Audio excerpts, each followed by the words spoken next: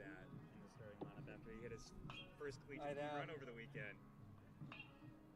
Next time I see him, I gotta congratulate him. You do.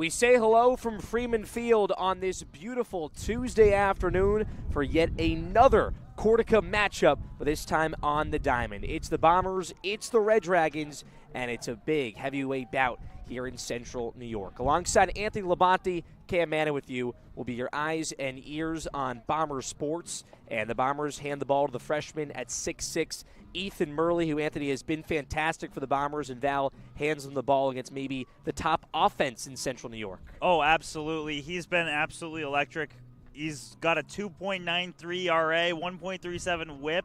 He's just a few innings shy of qualifying to be in all the stat categories. He's one of the guys that you want to see, especially at his frame. That's got to be intimidating, almost like a Randy Johnson look frame. We'll take a look at the Cortland starting lineup. A lot of big names in this lineup and what they've been able to do, Anthony. 10 straight wins. A big part of it is this offense. Oh, absolutely. And taking a look at this lineup, starting it off will be Chris Bonacci, the left-hander.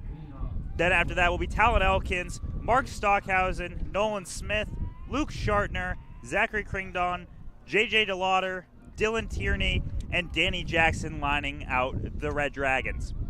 First meeting between the two teams since the 2023 Super Regional that Cortland hosted. Bombers took Game 2, 15-0, and they would move on. So over a year. And first game at Freeman Field since 2019 between these two teams. Murley and Botnacci set. First pitch to the lefty is up and outside, and you're underway at 3:59. Bombers in their home blues, blue caps, white pants, and the Red Dragons full red uniforms with the striping down the pants as Murley fires in a strike. It's 1-1. Something to look at with Murley is that fastball. He started off first with that, and he looks to continue going to it, hitting the corners. Brings that fastball back, a 1-2 count to Botnacci, hitting .340 this season. Slaps this one left side. Brody at shortstop, shuffles the feet, throws to first, and there's one down. And we'll take a look at your Bomber defense. From left to right in the outfield, it's Andrew McDermott, Colin Feeney anchors in center, and Ethan McDonough plays right. And from third to first in the infield, it's Ryan Lobsher, Riley Brody, Matt Curtis at second, and Ethan Fantel at first as Tyler Puglisi does the catching. Here's Talon Elkin. First pitch to the lefty is in the attic. Talon Elkin, he's leading this team in batting average. He's got a .426 here with a 1058 OPS. Look and see how he hits this ball today. Fouls off the 1-0. It's a 1-1 count. .426 hitter for the freshman out of Syracuse. 5 doubles, has not shown the power just yet. Not a big part of his game, but has started the last 14 games. Lines this one left field right at McDermott. Does not have to move a step, and it's the second out of the inning. Big knock there by Talon. It's just right to his glove, however, so that's just a rough break for the Red Dragons, but they got to keep working on this if they want to get further and maybe wear down Mully a little bit. Excuse me. 2 quick outs for the righty at 6-6. Mark Stockhausen, the righty, steps in. Splitter is low. 3-pitch mix for Murley. Fastball, split, and curve. 23 strikeouts to 16 walks this season, his 9th start. 1-0 down Main Street. It's a 1-1 count. Stockhausen leading this team in slugging percentage. He's hitting .700, so he looks to get a little big knock here. Curveball outside from Murley. Picks up a 2-1 count. .368 hitter is the junior. 6 home runs, 27 RBIs. As the tall righty stance, 2-1 pitch from Murley. Paints the outside corner. It's even at 2 apiece. Murley's just getting a real good extension as he slings it in there. In search of a 1-2-3 inning. 2-2. We'll see a full count pitch coming up. See the divot on the mound of where his foot's landing. He's planting hard, and he's following through for Murley. From the left side of that rubber from the windup. Here's the payoff pitch from Murley.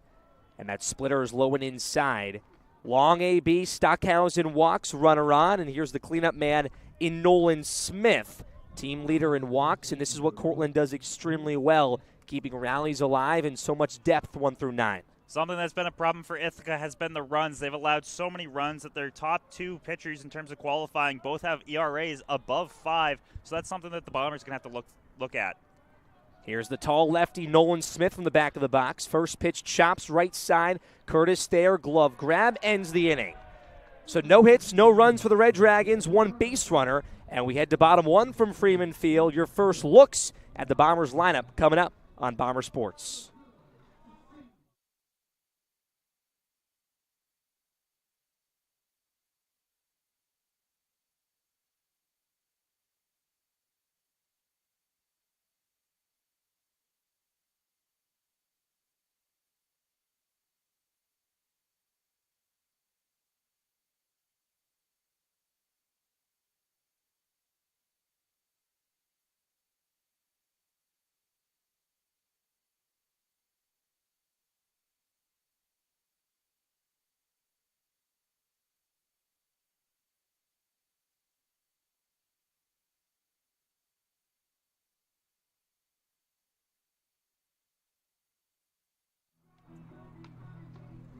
Bottom one from Freeman Field.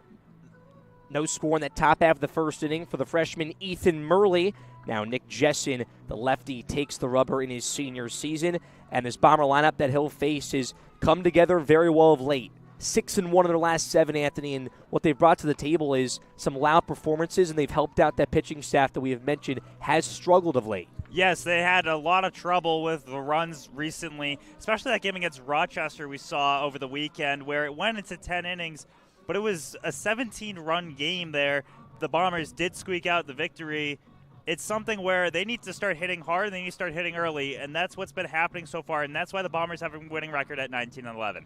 Well, the Bombers lineup 1 through 9. Andrew McDermott will bat first and play left field. Ethan McDonough in the 2 spot playing right. Ethan Fantel has been fantastic. The freshman playing first base, hitting third. Matt Curtis, the cleanup hitter, playing second. Colin Feeney anchors in center in the 5-hole. Logan Scully bats 6th and DHs. Tyler Puglisi bats 7th, and he's the backstop. Ryan Lopsher in the 8-hole playing third.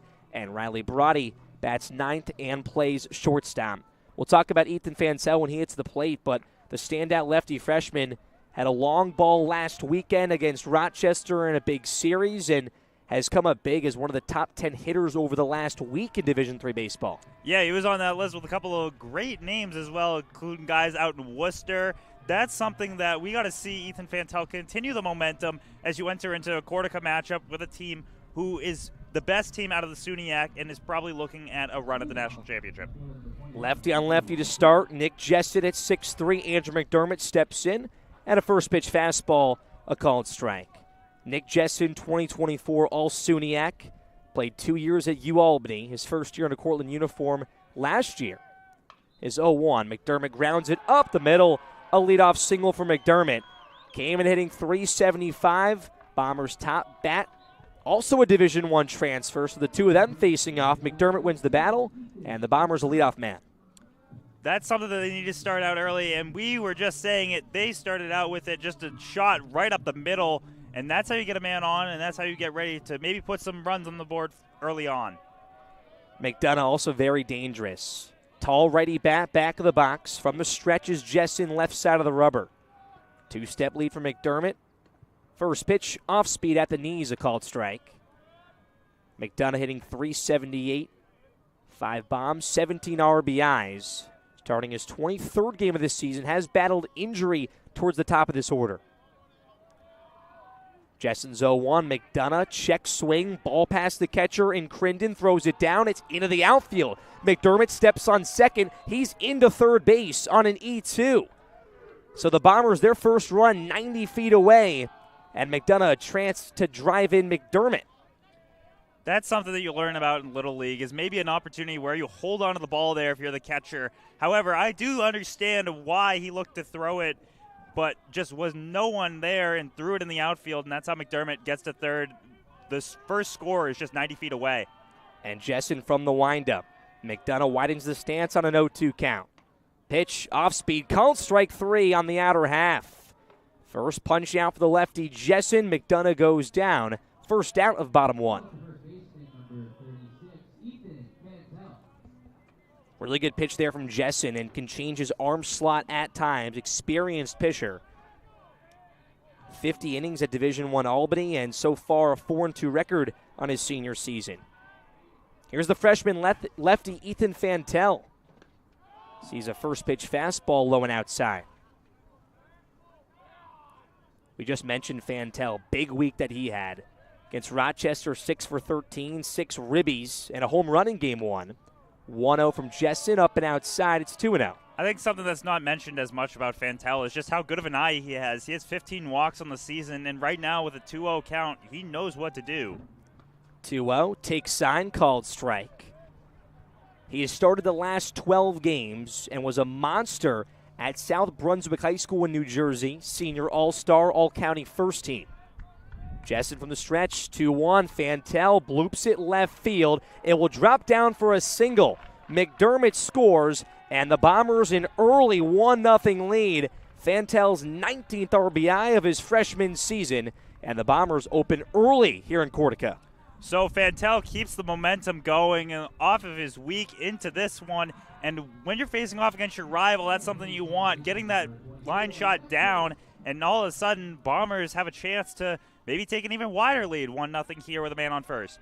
Stockhausen in left field faked as he was going to catch the ball, kept McDermott on third, but too deep wouldn't matter. Here's Matt Curtis, the righty. First pitch fastball in there for a strike. Curtis had a phenomenal sophomore campaign. Came out sluggish here during his junior year, but has stepped it up, hitting .313. Had a monster series against Rochester, 5 ribbies and 3 doubles. 0-1 from Jessen, and Curtis fouls it back.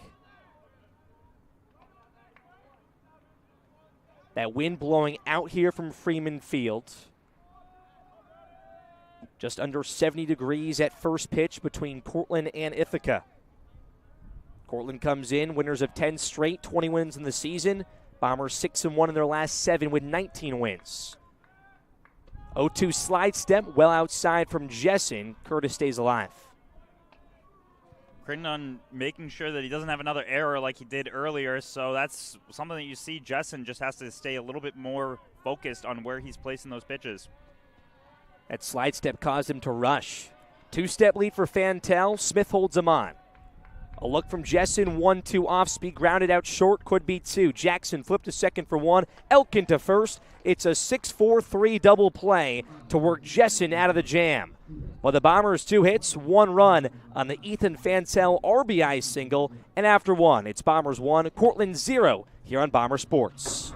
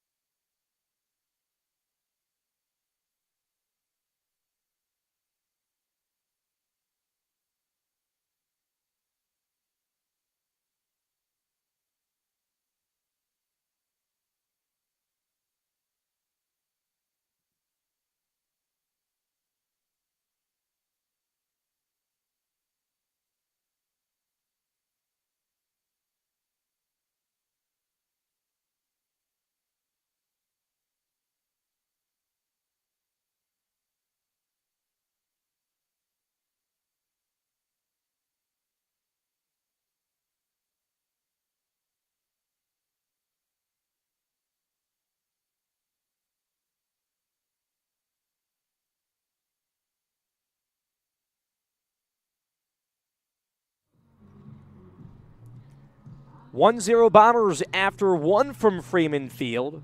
Picture perfect Tuesday afternoon, looking over Cayuga Lake. Way up here on the deck in the football bleachers. Great view for some Red Dragons and Bomber baseball. Ethan Fantel, the freshman RBI single, sends you to top 2. Ethan Murley, first pitch to Schroeder, and it's a ground ball to second to Curtis. Throw to first in time, and a quick out number 1, and Murley has looked efficient here to begin. Absolutely. He's just gotten that one through. Lucky for that last play, the ball was bouncing sky high, got down a little quick enough so that the Bombers could get on top of it and throw it through, but Murley's looking like the one who's going to be controlling the rest of this game for Ithaca. Here's the backstop, Zachary Crittenden. Narrow righty stance, Murley first pitch, curveball, drops into the bucket. That 3-pitch mix for a 6'6 freshman, outstanding. 0-1 heater in the dirt. Crittenden's 23rd start, senior season, hitting .351 with 6 bombs, a team lead.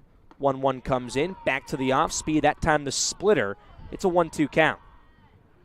He's also willing to put his body on the line, not just as catcher, but he is also leading the team in hit by pitches, so maybe, who knows, if he gets hit again, he may be looking at some more for the rest of this game and stick out throughout the rest of it. That one almost clipped him in the dirt. Murley steps off, getting the ball back from Puglisi. 2-2 count, 1 down here in top 2, and a Bombers 1-0 lead. Up in the box is Crittenden. Here's the 2-2. It's chopped at shortstop. Brody charges, picks it up, throws to first. Fantel the stretch. It's out number 2. Vantel electric there. That's something that you're looking for, especially when your first baseman is 6'1". That's what you want, the stretch and the grab off the ground. The Bombers getting their second out of that one. Slow roller, Brody. Quick transition, and Fantel the stretch. Here's J.J. DeLauder, the lefty. First pitch misses the zone. The junior DHing, hitting .273, coming into the 32nd game of their season. He swings, he ropes one center field, but too shallow, hangs up in the wind. Feeney there in right center makes the catch for out number 3. So 3 up, 3 down for Murley, and after 1.5 from Freeman Field, it's the Bombers 1, it's the Red Dragons 0 on Bomber Sports.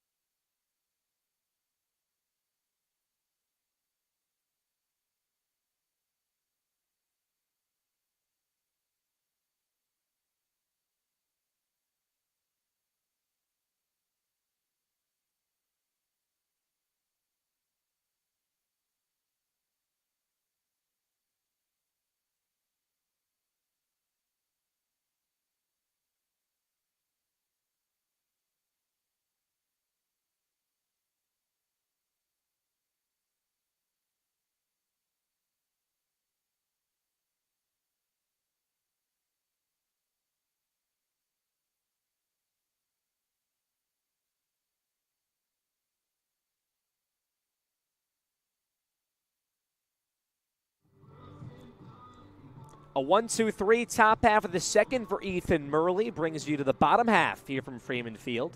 Alongside Anthony Labonte, Cam Manna with you. Glad you can join us. And the Bombers will bring up 5, 6, 7, Colin Feeney, Logan Scully, and Tyler Puglisi against the senior Nick Jessen. In bottom one for the Bombers, McDermott leadoff single. 2 batters later, Ethan Fantel, the freshman, picks up his 17th RBI of the season. Been mashing of late, and this heart of the order for the Bombers, too. No slouch, and kind of helps you out that Feeney, former leadoff hitter, leads you off in the 5 spot in bottom 2. It also helps that if he can get on, he's probably going to try and steal a base. He's got 26 stolen bases this season. Team lead as the first pitch in the dirt on the fastball. Feeney, big part of this team. Team captain in his senior season, hitting .339. Shows bunt, pulls back. It's a called strike on the inner half. And also has shown some power. 3 homers, 3 doubles, 15 ribbies. Jessen's 1-1 from the windup. Clipped back is Feeney. It's a 1-2 count. Has started all 30 games. He's the only Bomber to play in every single game this season. Jessen from the windup, 1-2. Feeney chops it right side. Elkin at second. Throw to first. Got Feeney by a step. That's how fast he is. Made a routine ground ball look close, but it's 1 down as Logan Scully steps in. Jessen's settling himself back in. After giving up 2 big hits there, the 2 singles and then the run, he's got to get back on his feet and getting ready to just breathe, keep the motion going, and get Cortland in and out of innings. Scully wide righty stands for the DH. Jessen from the windup. Fires in an off speed. It's low and inside. Scully a .274 hitter for the senior. 2 for 9 in the Rochester series. But did have 3 RBIs and a home run. And sees a strike on the 1-0. Evens it. Jessen moving very efficiently. Back to the windup. 1-1 in the dirt. Normal depth here for the Cortland defense. Center fielder in Bonacci is shaded over just a tad to right center. 2-1 to Scully. Outer half just missed. 3-1. They're hoping that Scully's going to swing on it a little bit late, send it over to right field, get both guys there in case he needs backup. 3-1, fastball below the knees. It's a 5-pitch walk for Scully as Tyler Puglisi steps in. So Bombers yet another base runner Scully not a big threat to steal, but this bottom of the order has been dangerous power-wise with Puglisi and Lopsher in the 7-8 hole. Justin digging out some of the dirt there from where he's landing. Him and Murley are landing in about the same spot, so maybe just a little bit of the dirt pivots there and causes Justin to miss some of these pitches. First pitch to Puglisi low and in. So Crinden, the catcher, comes out and talks to his arm. 5 consecutive balls from the lefty. Puglisi doing the catching. One of 2 catchers that will play a lot for the Bombers. Him and Ethan Dadabo, a big part of that backstop rotation. But Puglisi hitting .326. Has not had a hit in his last 5 ABs, but has been a mix in and out of the lineup. Had a big season last year in his junior year. Mixed in a lot more as a catcher. 18 RBIs, .326 average. Narrow stance back of the righty's batter's box. 1-0, right down the middle. Middle infield now pinches of Jackson and Elkin. They turn to 6-4-3 double play to end bottom 1. Jessen will look at first, his 1-1 pitch. Puglisi at third base, charging ground ball from Tierney across the diamond. It's out number 2. As Scully heads to second base, so a runner in scoring position with 2 down. That is just a great throw of not expecting to throw to second base, but knowing that you have to go to first. That's what the Dragons wanted there, and that's what you were looking at from the third baseman, Tiernan, who threw it across the diamond and made sure to get the out. Ryan Lopsher, 8th spot in the order. Playing third base, first pitch to the slugger. Inside half, called strike. Lopsher hitting .255, 3 for 13 in that Rochester series, but had a big game 3, 2 RBIs and a triple with a double. Shut off the speed. Jessen from the stretch, look at second at Scully, 0-1. Lopsher drives it right field towards the line. Charter shades over. It drops down, but it's foul. Lopsher just missed extra base hits. Makes it a no-2 count. Jessen maybe had an opportunity to get Scully at second. Scully's playing very far off the bag, waiting for this one. He's waiting for any sort of contact to just send it with 2 outs here. What Lopsher can do with 1 swing, big part of his game, 4 home runs this season. Widens the stance with 2 strikes. 1-0 Bombers here in bottom 2. Jessen looking to work out of the jam. Looks at Scully at second. 0-2. Lopsher just clipped off the heater that was upstairs. That 1 run from the Bombers, Ethan Fantel, RBI single in the first. Lopsher looking to tack on here against the senior lefty. Scully a 3-step lead. Jessen sets up, glove with the belt. The 0-2 almost buckled up Lopsher. The off-speed just missed. Strong frame from Crinden on that outer half. Pointed back at Jessen. He liked the spot. Lopsher waves the bat. Here's the 1-2 pitch coming. Low and inside. Another off speed that Jessen spits on, and Lopsher holds off. Gotten about the same height, just a little bit inside there. If he can just clip that corner, that's going to be a nice strikeout and probably send him down looking. Scully still off second with 2 down. Jessen will look at second. 2-2. Called strike 3. Up and inside corner on the fastball. Second punch out via the backwards K for Jessen, and it brings you to top 3. After 2, Bombers 1, Cortland nothing from Freeman Field.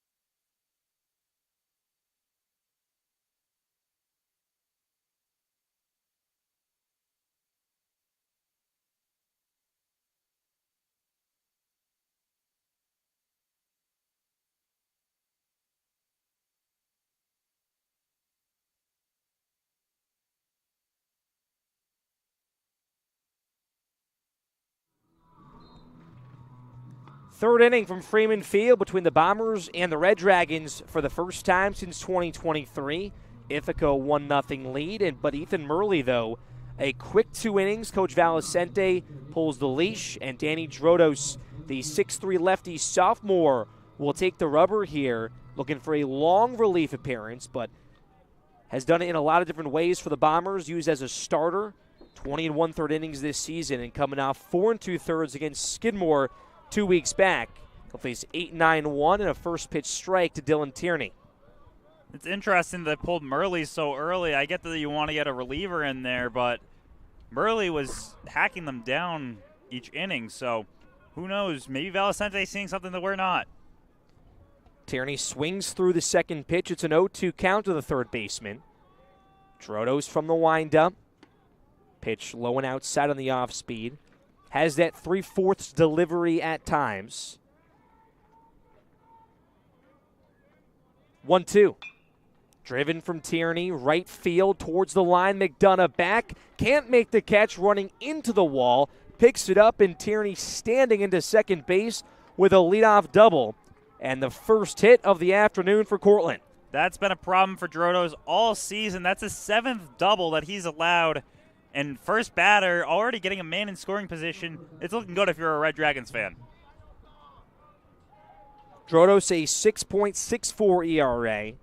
Fantastic freshman season. Under 4, 6 starts, almost 37 innings, and 27 Ks to 10 walks for Drodos during the 2024 campaign. Here's the shortstop lefty Danny Jackson. Goes upstairs to the high cheddar on the first pitch. It's 0-1. The junior hitting .316 for Cortland, 12 RBIs and 2 doubles. Corners in for the Bombers, looking for small ball. 0-1, bunt is shown right on cue, but not putting it down was Jackson, makes it an 0-2 count. Now it changes the whole complexion of the at-bat. Lobster does stay even with the bag at third. Fantel now well back at first. Shortstop and Brody holding on Tierney. Drodos 0-2. In the dirt, Puglisi with the block. Getting a strikeout here would be huge for Drodos, especially getting the first out as a strikeout, especially as a man is in scoring position right behind him. Drodos left side of the rubber. No looks at second base. 1-2 pitch to the backstop, top of the netting. Advancing to third is Tierney, and Cortland has that tying run 90 feet away. Wild pitch there by Drodos. That's his 4th wild pitch of the season. That's not something that you need. Now the tying run is 90 feet away for Cortland. 13 walks to 17 strikeouts this season for Drodos. So the control has been an issue entering his sophomore campaign. The infield fully in for the Bombers. Here's the 2-2 pitch to Jackson. Well outside, Puglisi another block. So 3 straight pitches in the dirt from Drodos. Lucky enough, that one didn't bounce around because that was almost in the dirt completely. Big 3-2 pitch. Second batter, Drodos has faced out of the bullpen. Pitch to Jackson, swing and a miss. First time Cortland has struck out here in the third. It's via Drodos, his 18th of the season, and there's 1 down. Sends Cortland to the top of the order. Maybe the most dangerous top of the order the Bombers have seen since their spring break trip. First pitch to Botnacci, well out in front. It's 0-1. Bonacci saw that one, swung way too early on it. Almost looked like he was going to swing no matter what. Back in the box quickly. Another lefty on lefty. Bonacci swings, drives it center field. Feeney 5 steps back, now charging in, makes the catch. Runner tags. Feeney's throw will be cut off, and Cortland ties it at 1 on a sac fly from Chris Bonacci, his 20th ribby of this season, and it's 1-1 here in top 3. So you bring in a new pitcher, all of a sudden you gets the game tied up with 1 strikeout and a sacrifice fly. Drodos maybe trying to get out of this inning, not getting any more damage done because you were looking at Murley to start off, and he looked incredible. Was moving extremely efficiently. Had a 1-2-3 second, and then pulled here for the third. Talon Elkin, first pitch to the lefty at the Cortland letters for strike one. Line out to left field for Elkin in the first inning. Team leader in average. Second pitch up and outside from Drodos. Very impressive for a freshman to be so relied on at the top of this order and so much depth off the bench. As it's a 2-1 count, Drodos missing outside once again. Fast paces Drodos from the windup. 2-1, clipped back over the Bombers' dugout third base side. So a chance to keep it at 1-1 through 2.5. Drodos to Elkin. 2-2 grounded first base side, and into the first base coaching box will do it again.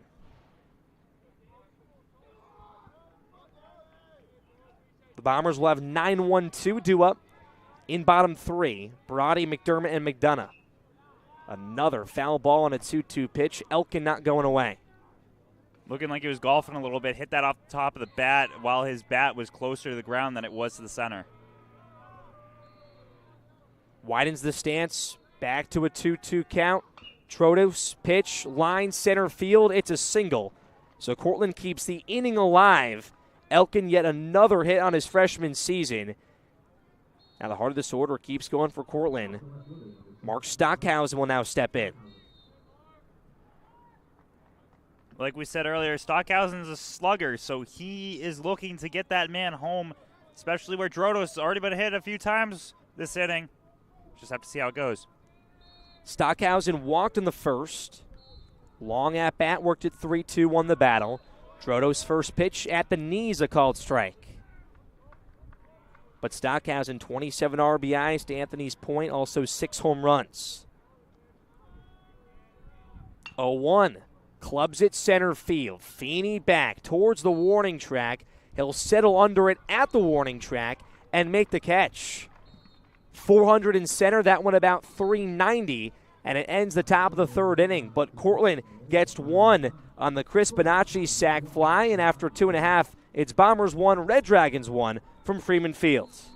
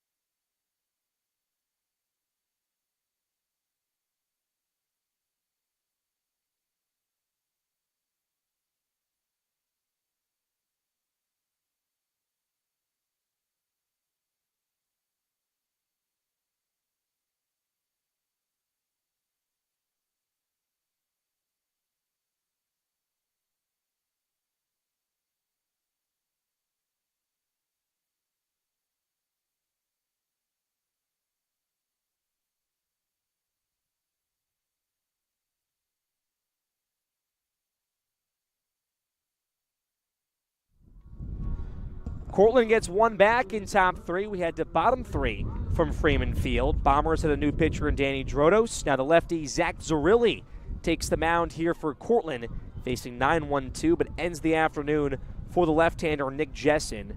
Coach Brown, though, does stick with lefties here for Cortland, understanding what Coach Valicente has brought in this lineup with multiple lefties. Here's Riley Brody, one of those lefties we've alluded to. First pitch fastball inside.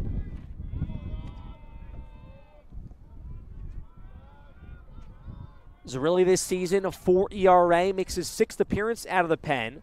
1-0 fastball clips the inner half. It's 1-1.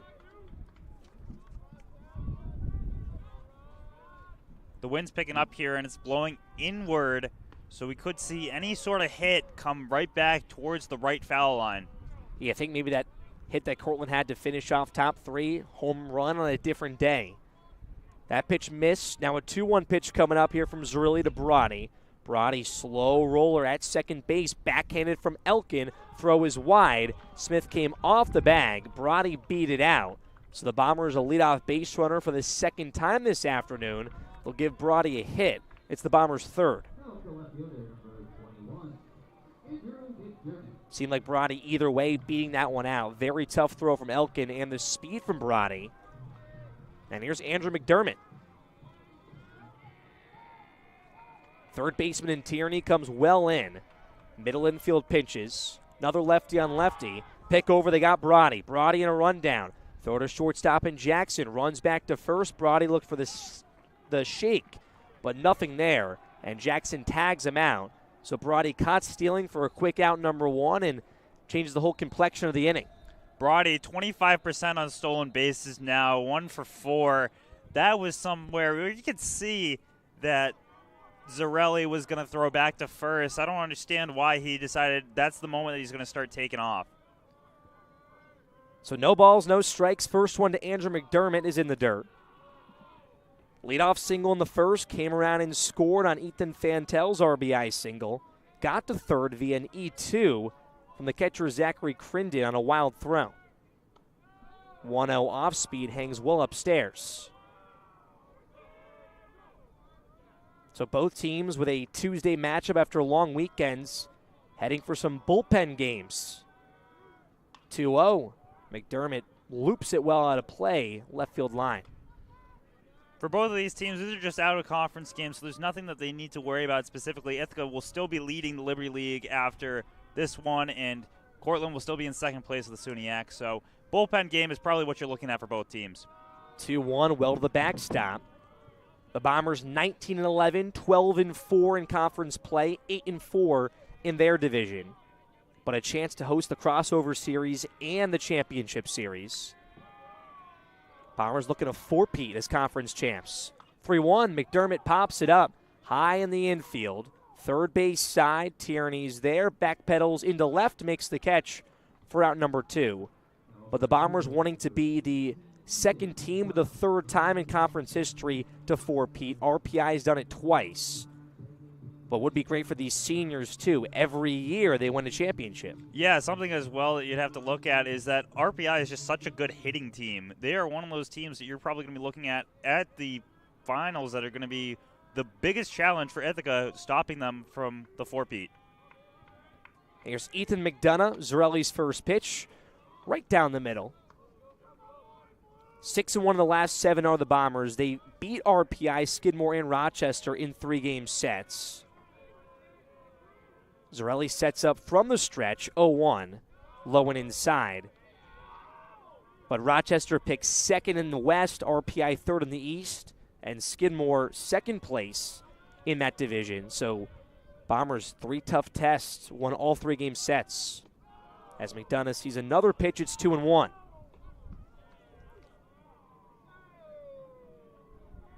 But Ithaca really brought back a big portion of their team. Feeney, Laney, Curtis, Lehner. 2-1 to McDonough. McDonough also a big returner. And then you lose Louis Fabo and Colin Chishaddy, but you bring in Andrew McDermott through the transfer portal. So that's a big help for this lineup. Yeah, getting a grad student like Andrew McDermott in here, it's like we see with women's basketball with Emma Waite. It's something that is helping the Bombers so much that they look like they're the heavy favorites for the Liberty League Championship. 3-1 is fouled down the third base line, just missed the chalk. And then McDonough playing more games this year after the injuries last year than Fantel, a freshman, who just handed McDonough the bat back before this 3-2 pitch. He's stepping up, so Ithaca has not had trouble recharging in 2025. 3-2, 2 down, nobody on here in bottom 3. Pitch to McDonough, line drive, right field, smoked into the gap, backhanded and right from Schroeder. McDonough takes a wide turn, stays at first base. But, man, that was hit hard. 2-out single for McDonough, and the first time he reaches base this afternoon. This is now where you're looking at with Brody getting picked off there at the beginning of the inning where if Brody's still in this, he's probably 90 feet away from getting home and scoring the Bombers' leading run. Gives way to Ethan Fantel. Another lefty on lefty with Zarelli. High leg kick, fastball, lower half at the knees, a called strike. Fantel, that RBI single, gave the Bombers a 1-0 lead. Cortland got one back in the top half of this inning. Zarelli a pickover. Thrown past Smith. McDonough gets to second. Wide turn into third. Coach Valicente giving him the wave. McDonough now stops rounding third base, and Smith jogs the baseball in.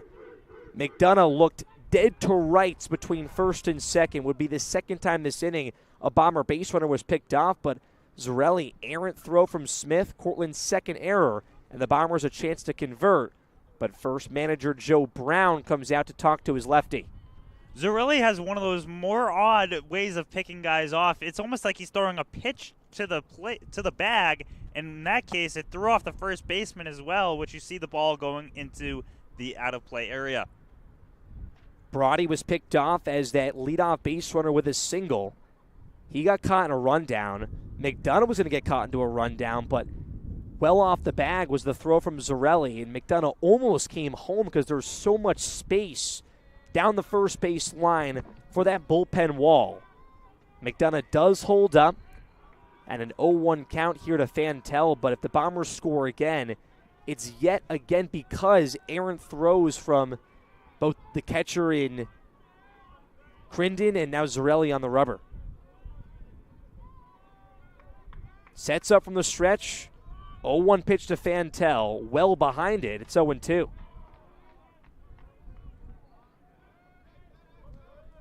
Two errors for Cortland, but looking to keep it 1-1 after 3 from Freeman Fields. Long look in from Zarelli. Shook off the first, likes the second.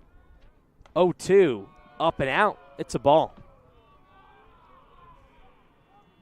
That was tight. You can hear the bench of Cortland yelling about wanting that call, but just maybe a little bit outside. Zarelli 1-2, misses same spot, this time more outside. It's 2-2. We've seen both pitchers, too, miss low towards the wide backstop. McDonough very aware of that off third base. Infield, outfield, normal depth, 2-2, 2 down. Pitch to the lefty, Fantel. He fouled it off. Fastball up and in. Third time Zarelli has gone heater elevated. And is this where you try to kind of change up your positioning? All of a sudden, Fantel's getting on it. He was just on top of it, so maybe now it's time you go with a little bit of a breaking ball. 2-2 once again. Off speed, swing and a miss. Fantel well out in front. First punch out for Zarelli out of the pen, and it stays 1-1 after 3. Bombers pick up 2 hits. Cortland an error and no runs to show for it, and we're even after 3 from Freeman Field.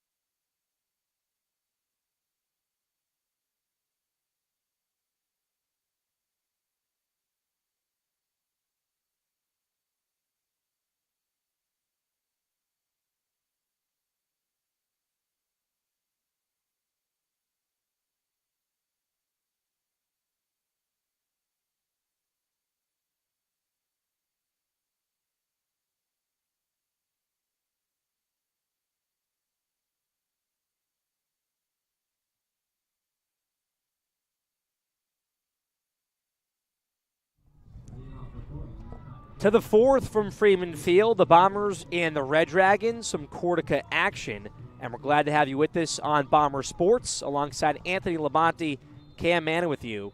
And 4-5-6 for Cortland. The lefty Nolan Smith digs in. And the lefty Danny Drodos deals. And it's a off-speed low and outside. The Bombers 2 hits in bottom 3. Cortland had an error. And Ithaca strands one 90 feet away to keep it tied as Drodos misses once again. Drodos in relief, second full inning for Ethan Murley, who went 2 innings of no-hit baseball and 1 walk. And now a 3-0 count. Drodos has had trouble commanding the zone out of the pen. Bombers do have a righty warming up in the bullpen. 3-0. Just at the letters. Smith 0 for 1, a ground out to second back in the first. Hitting .283, 7 doubles and 20 ribbies. 3-1, Drodos back inside. First time he's shown that fastball in this at-bat. Smith did not love the call, steps out, now steps back in. Now a 3-2. Smith grounds it right side, right at Fantel at first base, takes it himself. First out of the inning, and Drodos works back down 3-0 in the count. Drodos was gunning him down as Smith was waiting on the outside, getting ready to get into the plate. The second he stepped back into that batter's box, Drodos was in the windup. Good start for Drodos. Luke Schottner steps in, first pitch to the righty, inside corner, a called strike. He also grounded out to second in his first AB. He was first pitch swinging. Drodos working too quickly, now an 0-1, now to a 1-1 count. Just a little above the letters there. Out on top of that fastball was Drodos. 1-1, Schottner pops it up high in the air. In the infield, Curtis there at second, makes the catch, 2 down. One that looks like it should have been a little bit further into the outfield. The wind absolutely carrying it back in and making it just a little bit outside of the inside diamond. So 2 quick outs for Drodos in what to begin seemed like could be a long inning. Had a 3-0 count, worked back against Smith. Here's the catcher, Zachary Crinden. First pitch to the righty, at the knees, great spot, 0-1. Crinden a ground out to shortstop. 0-1. Back in the zone is Drodos, finding the heater. Looking for a 1-2-3. Will be the second time Cortland is put down in order. Drodos from the windup. 0-2, chop foul down the third base line. Cortland has only gone down on strikes once. That was from Drodos in the third. Murley over 2 innings with no strikeouts. So Cortland has battled very effectively in the box. Does seem like John Griffin for the Bombers in their bullpen. Maybe may get the ball in the 5th. Drodos, another 0-2. Chopped off the body of Crinden in the box. We'll do it again.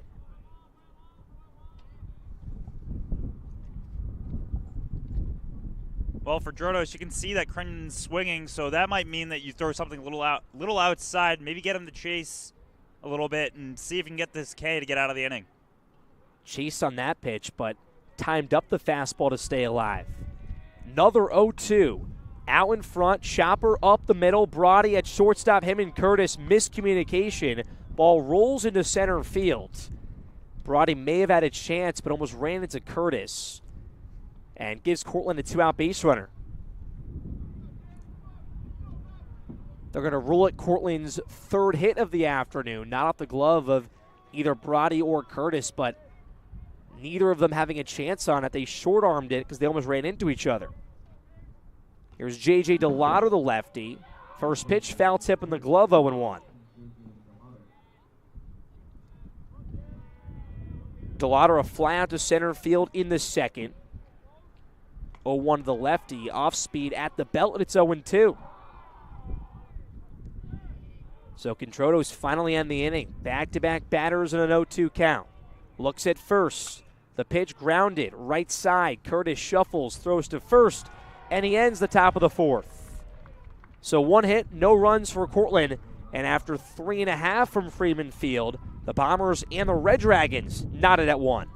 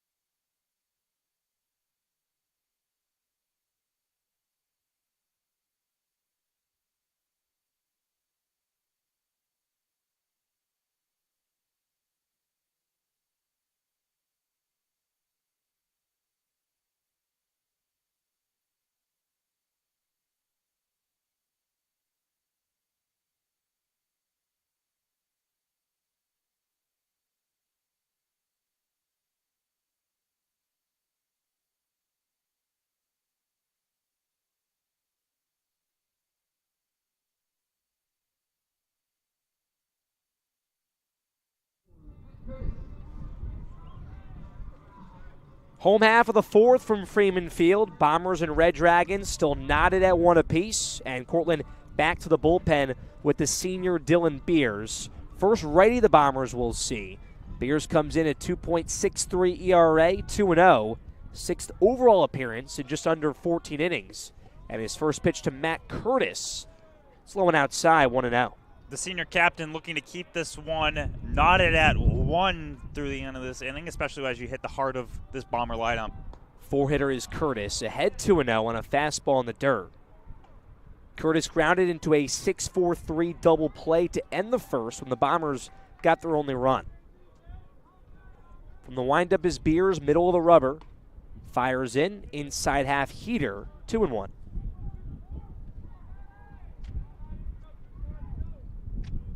"17 strikeouts, just 5 walks for Beers this season. Curtis ropes it into right field. It's the Bombers' 5th hit. Curtis continues to swing a hot stick. Ithaca's 3rd leadoff base runner. They're 1 for 2 in converting it to a run. Second time a Bomber hitter has just smacked one into right. Curtis and McDonough gone the other way on an elevated pitch. Brings up Colin Feeney. Feeney faced the lefty in Jessen, did not face Zerilli. Now facing the righty in Beers. From the stretch, slide step, Feeney shows bunt, and it darts all the way over the backstop, out of play, off the body of the catcher in Crinden. Third baseman is in Tierney, but if Feeney gets the bunt down, really no matter where it is, he's so quick that will always likely beat it out. First baseman in Smith holds on Curtis. Pick over, and Curtis back, head first slide.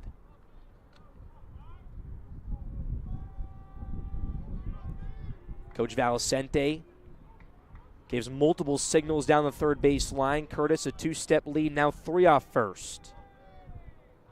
Beers 2 looks. Curtis does not go. Feeney shows bunt. Can't put it down. That pitch well up and outside. It's 0-2. That was such a high pitch. It makes me wonder why Feeney was even trying to go for the bunt there, because if he hit that, it most likely would have gone foul. Did not pull back. Now forced to hit. Wides the stance. Third baseman in Tierney still in. 0-2 to Feeney. Feeney chopped it, a swinging bunt. Crinden picks it up at the backstop, throws it to first. He got Feeney by a step. So Feeney does it either way. Not the ideal bunt, it's a swinging bunt, but it's still a sack. And it moves over Curtis to second, so Colin Feeney does his job.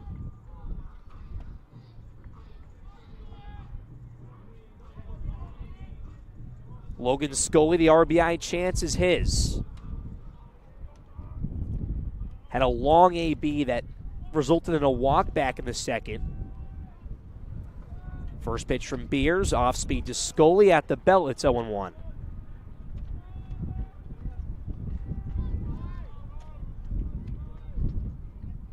Scully, 274 hitter, 19 RBIs for the Bombers. Had a home run in Game 3 against Rochester over the weekend. 0-1, Shin Music.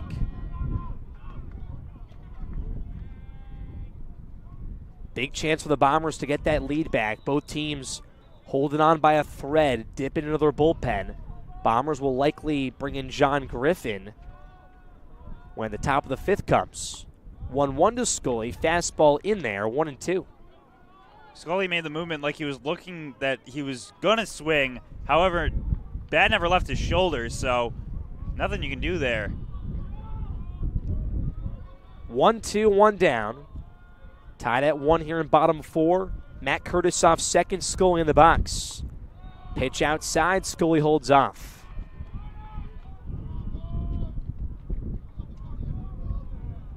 That outfield shaded right side. Left fielder in Stockhausen lined up with the 358 sign in left center. Here's the 2-2 pitch. Scully lines it over the shortstop into left, but keeps Curtis at second. It was blooped, it was shallow. Jackson had a chance, so Curtis had to hold up. It's first and second for the Bombers. Double play is intact as Tyler Puglisi steps in.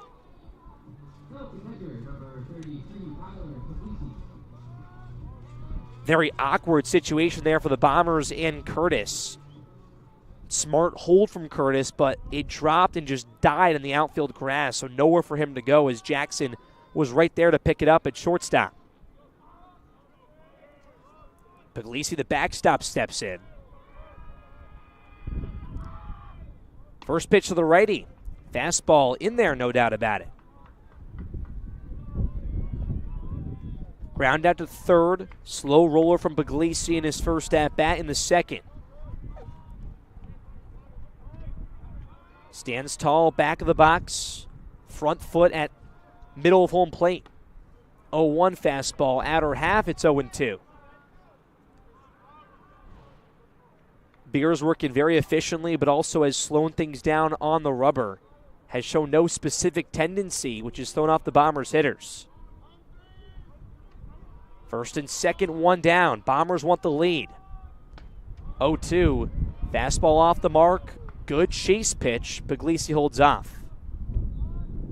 This might be a spot where you want to see Puglisi maybe choke up a little bit more on the bat, see how close he can get and how fast he can swing at the ball, maybe get a bomber to third. Curtis just a step off second. Scully well off first base, nobody holding him on. 1-2, well upstairs. So 2 chase pitches on the heater from Beers. Now you see that challenge pitch coming out. Middle infield pinch with Jackson and Elkin, and Tierney back at third. Beers from the stretch, takes a deep breath, looks at second. 2-2, spiked, but blocked from Crindon. Massive block. Would have sent Curtis to third, and the Bombers would have had 2 in the pond.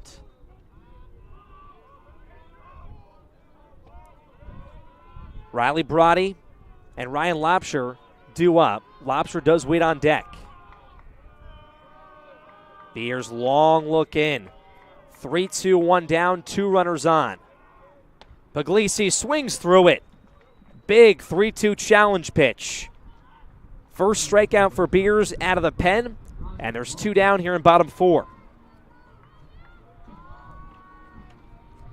Something the Bombers are going to look at now for whoever is at bat, which at this point is Lobsher, is that there's a little bit of an opening in between the left fielder and the center field. The center field playing a little bit closer to right field. That's something where if you just get something a little over second base, you could probably get the base, not only first, but maybe even second. First pitch to Lobsher. Fastball outside. Long AB for Lobsher in his last time out, but did go down looking. Has Curtis at second, Scully at first. Bottom 4, 1-1 game. Beers sets up from the stretch, looks at second. High leg kick. 1-0 heater. Lobsher looks at it. It's a called strike. Lobsher, 255 hitter. 30th start of his senior season. Had 4 RBIs in the weekend set versus Rochester. Beers to the plate on the 1-1 pitch. Lobsher ropes it, but well foul into the football field. Behind us here from Sriracha. Football team practicing right now on that field, so they're getting a little bit of a souvenir over there.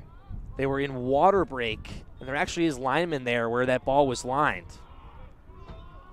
Lobsher steps back in. Beers sets up. First and second. Can Beers strand them both?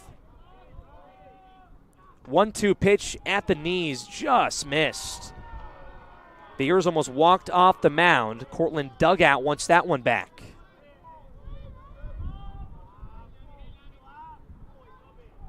Two down. Curtis still off second, Scully off first base.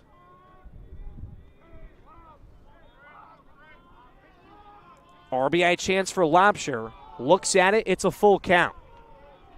Beers once again stepping off the mound thinking that he's got strike 3. Lobsher in search of that 20th and 21st RBI to break the tie. Both runners will be off, 3-2, 2 down. Beers versus Lobsher. The pitch, Lobsher chops it foul and towards the Bomber dugout. Talked to Lobsher this week. He said he doesn't feel a ton of pressure for the 4-peat. because this squad understands what it takes and also knows how big of a test it will be facing this Cortland squad. Runners will be off once again. 3-2. Swing and a miss. Lobster behind the fastball. Back-to-back punch-outs for Beers to get out of the fourth inning jam. And after 4, tied at 1 in a bullpen pitcher's duel from Freeman Field.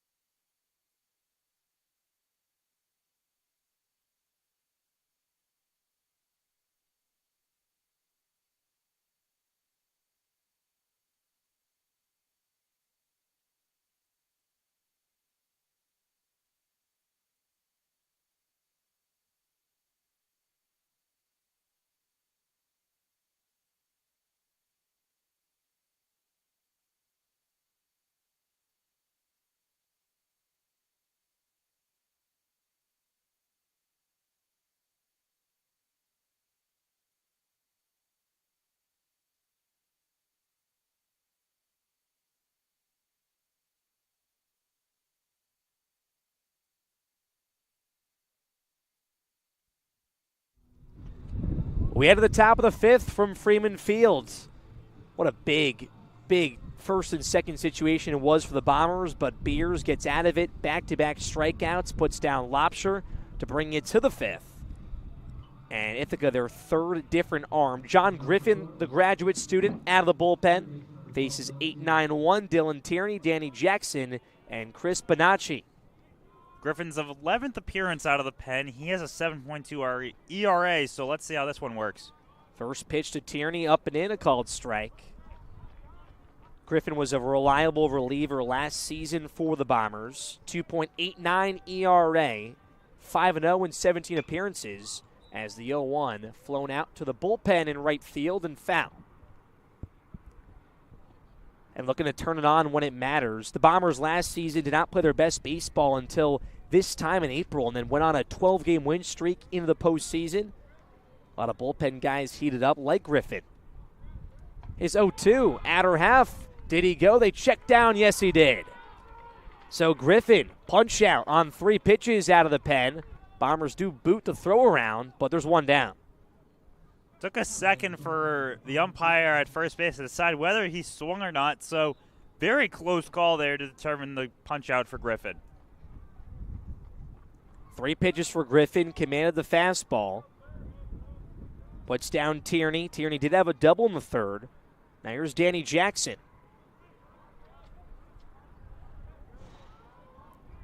From the stretch is Griffin. First pitch fastball grounded, backhanded from Lobster at third base, a bullet to first. It's in time. Lobster saves an extra base hit. 4 pitches, 2 outs for Griffin. That's something you like to see with Griffin, just getting in and out of these innings, especially when it's a bullpen game, getting a quick 2 innings, keeping the Red Dragons on their heels if you're the Bombers. Chris Bonacci, top of the order for the Red Dragons. Another lefty. Griffin the righty, fastball, right down the middle, 0-1. Lobster still shaded, same spot at third base, about 8 steps from the bag. Griffin's 0-1, popped up, foul territory, and sails out of play. And that ball looked like a wiffle ball off the bat, just continued to sail with the wind. But Griffin a chance for a 1-2-3. Third pitcher for the Bombers looking to keep it 1-1. From the stretch is the lengthy righty, up and in. Almost clipped Bonacci. That's something that Griffin's been having a problem with this season. He's hit 6 guys. Has won the strikeout to walk ratio, though. That has been a helper for Griffin. 1-2, up and out. Bonacci does not swing at it. The senior center fielder had the sac fly in the third to tie this game. Looks to spark a 2-out rally. 2-2, 2 down, nobody on. Griffin's pitch. Clipped back, and Bonacci stays alive. The Bombers in the bottom half of the fifth have 9-1-2 due up. Brody, McDermott, and McDonough. Griffin back, first base side of the rubber from the stretch. 2-2, well upstairs. So the Bombers having another arm stretching in their bullpen. Cortland active in theirs. After a long 3-game set for both teams over the weekend, Tuesday's a tough day to play, especially for pitching. Here's Griffin's payoff. Upstairs, fouled away over the dugout. Seemed like there for Bonacci, swung at ball 4. Another long AB. Lobster had one against Beers in the bottom half of the fourth. Cortland won the battle. Can the Bombers do the same here? Another 3-2. Line drive down the left field line. It will not stay fair. It draws foul towards the corner. We'll do it again. That one would have been an easy double for the speedy Bonacci. The wind decided to slow down a little bit there, allow the ball to go foul, but now it's picking back up. So if you're Cortland, if that pitch happened maybe 2 seconds later, you'd be having a double in a man in scoring position, trying to take the lead. And McDermott is already shaded down that left field line heavily. 8th pitch of the at-bat, Griffin and Bonacci. The pitch fouled out of play behind home plate. Murley to start 2 innings. Danny Drodos, he picked up 2, 1 run allowed. And now John Griffin, middle half of this game.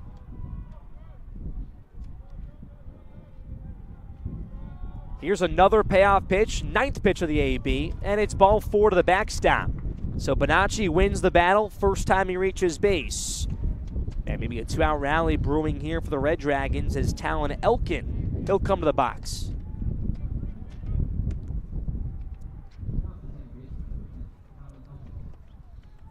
Standout freshman singled back in the third. Another lefty that Griffin will face. Was fine against the righty in Tierney. Jackson, the lefty, grounded out. Another lefty here in Elkin as Griffin picks off to first. Bonacci back standing.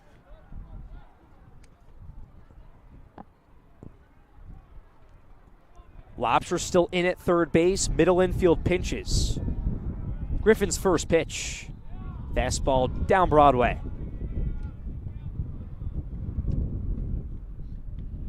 And that outfield for the Bombers now back towards normal depth. McDermott was well in and left before. Now he's back. Griffin another pick over. Strong scoop from Fantel. That's what's hurt Cortland. Could have been a lot more of damage, but had a pick over to first base in the second and almost gave the Bombers a run on a throw over that reached the bullpen. Griffin from the stretch. 0-1. Elkin lines it left field. McDermott comes in. It drops down. Bonacci will stay at second base. It's first and second for Cortland with 2 down, and now they're getting to Griffin. You were saying how they were playing at regular depth there in the outfield. If McDermott was playing at the same depth as he did for Bonacci, that would have been an easy can of corn. Yeah, he was lined up perfectly against the other lefty with Bonacci. Not sure what changed there with Elkin. Now a righty. Mark Stockhausen, 3-hitter in this order, has first and second. Cortland looking to break the tie. Both teams have had first and second, 2 outs this inning. And a chance to break the tie. Griffin pick over to second. Close call. Tag not in time from Curtis. Back is Bonacci. Curtis plays a little bit more in there, and he probably gets that tag on, but just a little bit farther away. The second that he gets back on the bag is Bonacci, and the tag is applied. Griffin 2 looks from the stretch. First pitch to Stockhausen. Fastball in there for a strike. It's been the bread and butter for the righty. 4 hits for Cortland, 2 errors. 6 hits for the Bombers, no errors. Griffin the 5th year, 2 looks. And the 0-1. Off speed, dips low. Really good break. Stockhausen held off. Lobster now back at third base. Middle infield, normal depth. Fantel back at first.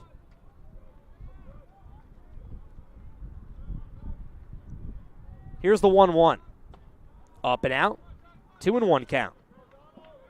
Was a good height on that one, just a little bit outside. It was right at the letters. That's something that if you can hit that again, maybe glaze the corner, that's where you can get a strike and maybe even get closer to that strikeout. Griffin's been great with the first pitch strikes and then has gone back-to-back off speeds. His 2-1, it's back to the fastball. It's low and out. Seems like Dan Kellican, the senior righty warming up in the bullpen, has been a steady presence for the Bombers. A lot of off-speed break. First and second for Cortland, 2 down in the top of the 5th inning. And Griffin, another pick over to second. May have not liked the pick selection and wanted to step off before a big 3-1. Weird angle to come off the mound there. Very close to maybe even getting a balk call with how he turned around to throw it back to second. Almost lost his footing, it looked like. 3-1 from Griffin. Spiked it to the backstop. Runners advance either way. And bases juice for Cortland with the lefty Nolan Smith in the 4 spot stepping in. So first pitch strike, 4 straight balls there for Griffin. All of a sudden, bases are loaded, and now we have Valicente coming to the mound. Dave Valicente walking out. We'll see if they pull the plug on John Griffin. Dan Kellican, though, just started throwing at the rubber, so probably just a talkover with Griffin.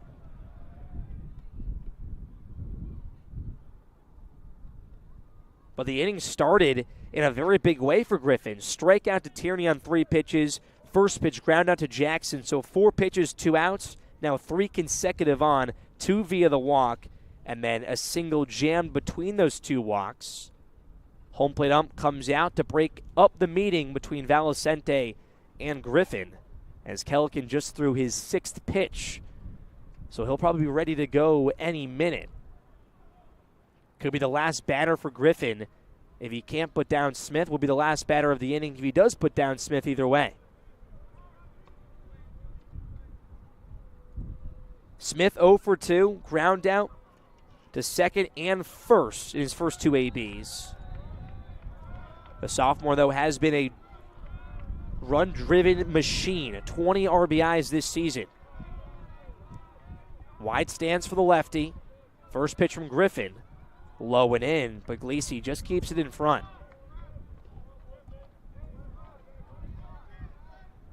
22 pitch innings so far for Griffin after getting 2 easy outs on 4 pitches. Has lost the zone. Can he get it back here? 1-0. Bounces on home plate. That's the 6th straight ball that he's thrown. And that fastball first pitch was his strike worker through the first 4 batters. Worked against Stockhausen as well, but not here to Nolan Smith. You would assume Smith has the take sign here. Griffin from the stretch, takes a look at third base, the 2-0. No take sign, it's a green light. Driven out to left field, McDermott dives. It drops down the left field line. 1 run scores, now 2. Smith into second base with a 2-run double. 2-0 swinging, a jam shot to left field, and Cortland has taken a 3-1 lead in the top half of the 5th. And this may be where Kellican comes out because that was just an absolute missile hit there by the Red Dragons. All of a sudden, bases loaded. That's what happens when you throw 6 straight balls. And the first strike was a borderline strike, but Smith liked it, and he drove it just enough to drop down fair. Luke Schottner in the 5 spot has second and third, 2 down. First pitch grounded right at Lobster at third. Shuffles the feet across the diamond, ends the inning. But Cortland, 2 hits and 2 runs on the 2-run double from Nolan Smith. The Red Dragons take a 3-1 lead after 4.5. Bombers have work to do. Bottom 5 coming up from Freeman Fields.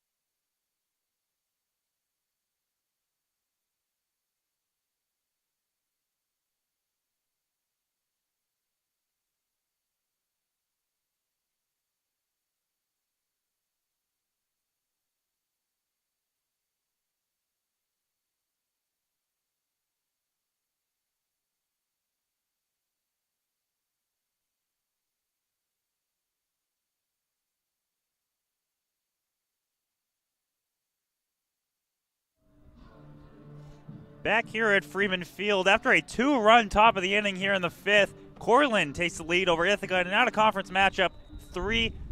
Anthony Labonte alongside Cam Manna here, and a new pitcher on the mound for Cortland, Warren Miller, 9 ERA, and this is his 6th appearance on the season in this bullpen game. And both teams have just hit those bullpens. So now 4th pitcher for Cortland. Bombers have used 3. Likely their 4th will come at the top half of the 6th, but now some work to do. And Cortland's made 2 errors. The Bombers have had chances offensively, but the Red Dragons bear down with Dylan Beers, and now hoping for the same here out of yet another lefty. So Riley Brody comes in to the plate after Dylan Beers struck out 2 to end the last inning. 6 hits so far in this game for Ithaca. Riley Brody looking to make it 7. Wind up by Miller. First pitch of his day will be a ball. So after Griffin gave up 2 in that last top half of the inning for Ithaca, Cortland looking to keep on as a high pitch once again. 2 balls, no strikes for Riley Brody.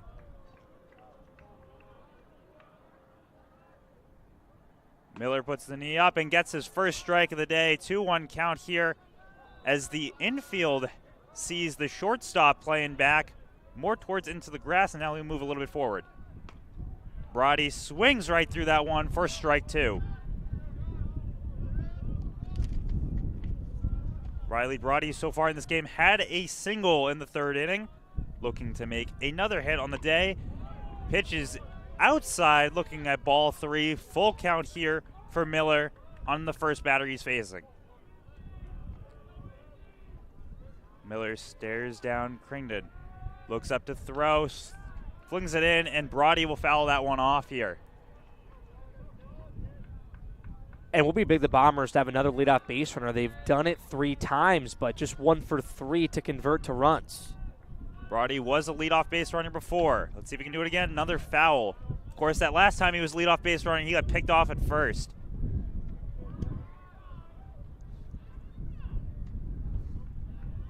Brody, close stance there. Miller puts up to throw it, and another foul ball here. 3 straight fouls by Brody, and we are looking at a 9-pitch at bat with this next one. And Cortland has 2 arms warming up in their bullpen right now, so being ready at all times. Warren Miller for the payoff pitch. Gets someone fouled again. Making a little farm out there in the trees with these foul balls is Riley Brody. Now pitch number 10 by Miller is in there for strike 3. Backwards K. Miller gets the first guy down on strikes.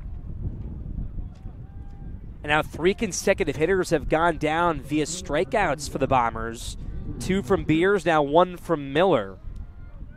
And they've been all in long at-bats, too. It's not like the Bombers have gone down on strikes in 3 pitchers. We saw with Lobster and Barati. 8+ pitch at-bats. Left-hander McDermott comes back up. Andrew McDermott to start the top of the lineup for the Bombers. So first pitch is a ball for McDermott. Second pitch by Miller. Down, ball 2. Once again, 2 balls on the first 2 pitches thrown, and now the first baseman, Nolan Smith, will go in to talk to Miller.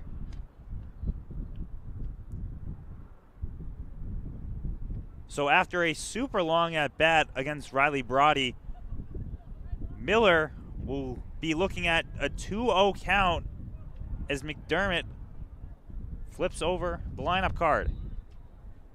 McDermott in the first inning was the one to reach home after an errant throw to second base on a steal attempt. Miller for pitch number 3 of this at-bat. Goes down again, 3-0 count. And a big part of McDermott's game, yes, his slugging, the way he hits the baseball, but does have a lot of speed as well, and the Bombers could use that here. McDermott with 25 walks this season. He gets number 26 there. So free bag for Andrew McDermott to bring to the next batter, the second batter for the Bombers, Ethan McDonough, who does extremely well with a man on base. Miller, 1 strikeout so far, 1 walk here in the bottom of the 5th. Bombers down 1-3. But at the bat, as the first pitch is another ball. Ball number 5 in a row. And out comes a little meeting at the mound between the infield. So you bring out a new pitcher, you get the first strikeout on about 11 pitches, then you get a 4-pitch walk. Now another ball, so 5 straight balls, and they are looking to see how Miller can maybe adjust and finish out this inning. And the second time that Joe Brown has talked to his arm and the infield, and the last time it happened, it worked out very successfully for Cortland when he was talking to Zarelli, the second pitcher, first out of the pen for the Red Dragons back in the 3rd.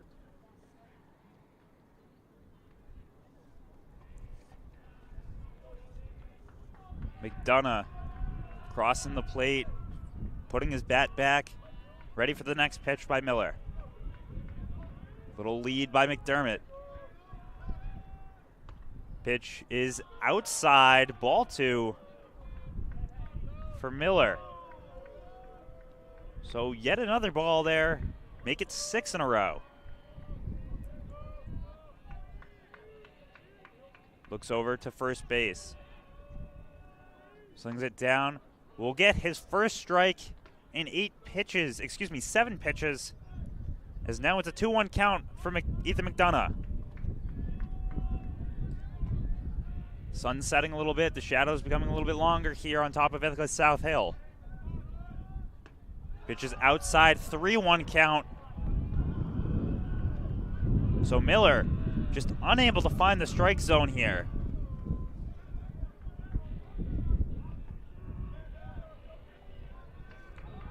Gets a little pump in the hips.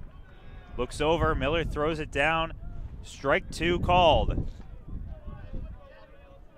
The bat has not left Ethan McDonough's shoulder, as it's a 3-2 count. 1 down here in the bottom of the 5th. The payoff pitch And McDonough does swing there. Grounds at the shortstop, over to second, down to first, gets the double play. And so the Bombers will go scoreless after the walk. It's 3-1. Red Dragons leading here at Freeman Field.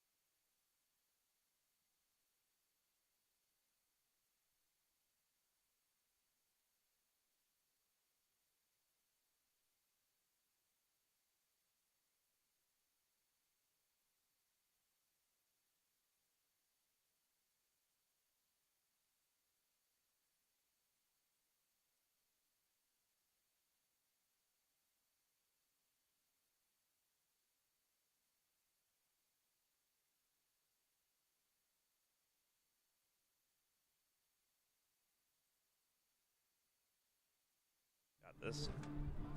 Here for the top of the sixth, the Cortland Red Dragons up 3-1, and we've got a new pitcher in here. It's Dan Caligan coming in for the Bombers, looking to make this a little bit tighter, stay at a 2-run game, but the Red Dragons are expected to get ready to swing the bat, as coming up is the catcher, Zachary Crington, for the Red Dragons. And for Caligan, his fastball low in the 80s, but his off-speed very deceptive, and he controls it very well. He's confident enough in that off-speed to throw it for the majority of the at-bat and first pitch, so something for Cortland that they'll have to adjust to. Caligan's first pitch of the day will go for a ball. So first pitch ball has been a pattern for these relievers, as Caligan looks to maybe get his first strike as the pitch is swung on and fouled behind him. Crington will make it a 1-1 count.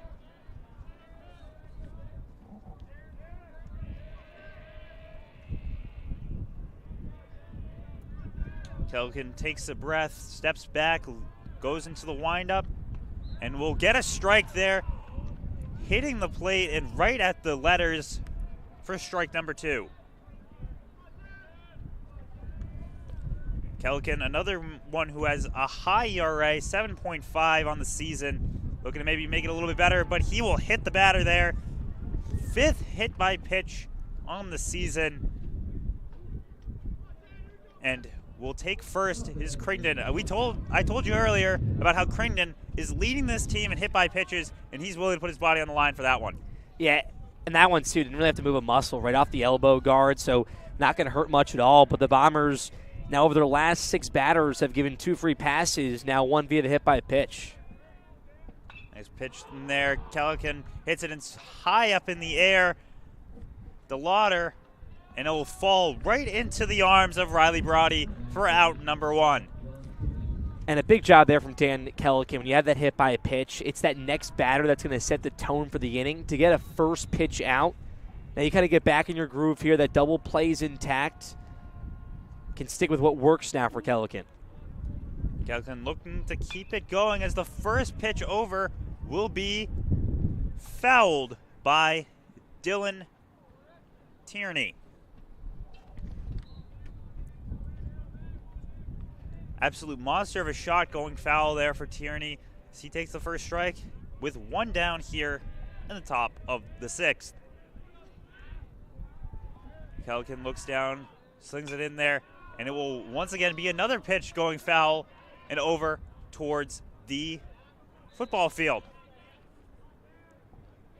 So the right-hander now has 2 strikes on top of Dylan Tierney, the righty as well. Squat down a little bit for Tierney in his stance. Kellican flings it in. It'll be another foul ball going off the front of the plate. 0-2 count, 3 straight strikes there for Kellican as Crittenden is on first for the Red Dragons. Crittenden taking 3 steps there for his lead.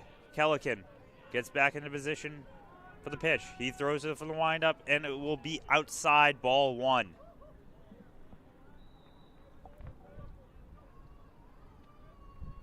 Taking a breath there as the Bombers look to settle back in here. Pitches in. Doesn't get the swing. Will go down. No swing called. Honestly, don't understand why they had to look for that. The bat was still on his shoulder. Seemed like Puglisi was just asking for a check down, and they fortunately gave it to him, I guess. So Tierney now 2-2 count. We'll get a crack on that one. He'll head into the outfield. Colin Feeney running back for it, but it'll split in between Feeney and McDonough. They're about 400 feet, and they're slinging this one in. Play's going to be at home with Crittenden, and he's tagged out by Puglisi. Big throw from the outfield, gets out number 2, and the Bombers hold off from another run on the board. Man, that is a phenomenal, picture-perfect relay there. Joe Brown, manager for Cortland, the whole entire way was given the green light, whole entire way for Crittenden, but that throw from McDonough on the money to Brody, and Brody's transition, just a quick crow hop from shallow right field and guns out Crittenden at home plate. Can't draw it up any better, and they got him too with, a little bit of room for error. That slide began when Puglisi had the ball in his glove. Puglisi drilled him in the chest. So now coming up will be Jackson Tierney. Did get the double there. That should be noted. So man in scoring position here for the Red Dragons. First pitch down, ball 1. So Kellican saved from an earned run there off of that double. Still a 3-1 game here on top of the 6th. Next pitch, strike 1, excuse me, second pitch of the at-bat.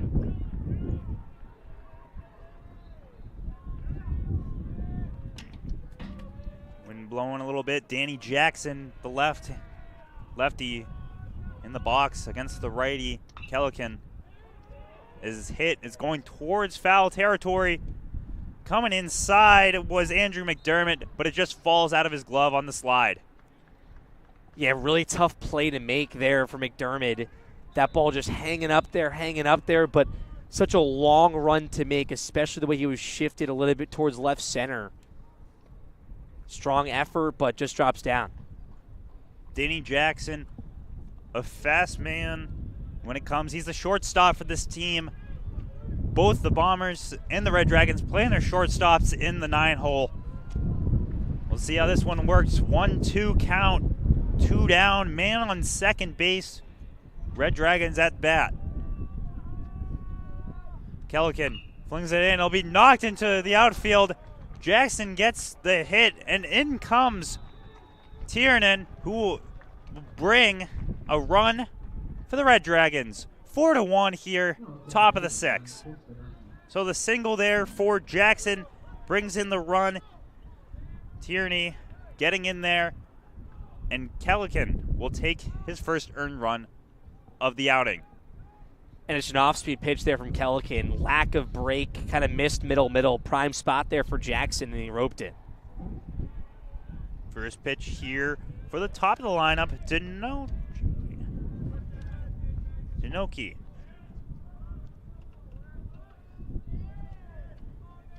Chris Dinoki so far, sacrifice hit as well as base on balls, getting a run in the 5th as the bunt goes down. Tries to throw it over as Kellican. It'll go wide outside of the first baseman's glove, head over the bullpen, and in comes Danny Jackson for the run. The ball will get thrown to third base, and what should have been a bunt that maybe gets it out at first. The Red Dragons pick up a man at third with Chris DiNoce. Yeah, just tough play there for the Bombers, and now one run is spiraling into a few. Bombers make their first error, and Bonacci with that speed to get to third base. Again, a lot of room behind first base towards that bullpen wall. Easy advancement, and now that sixth run 90 feet away. 5-1 game here for the Red Dragons. Kellican throws that inside, will be a ball. The Red Dragons 10-7 in out-of-conference games this season, 20-10 overall. Looking to make it 21.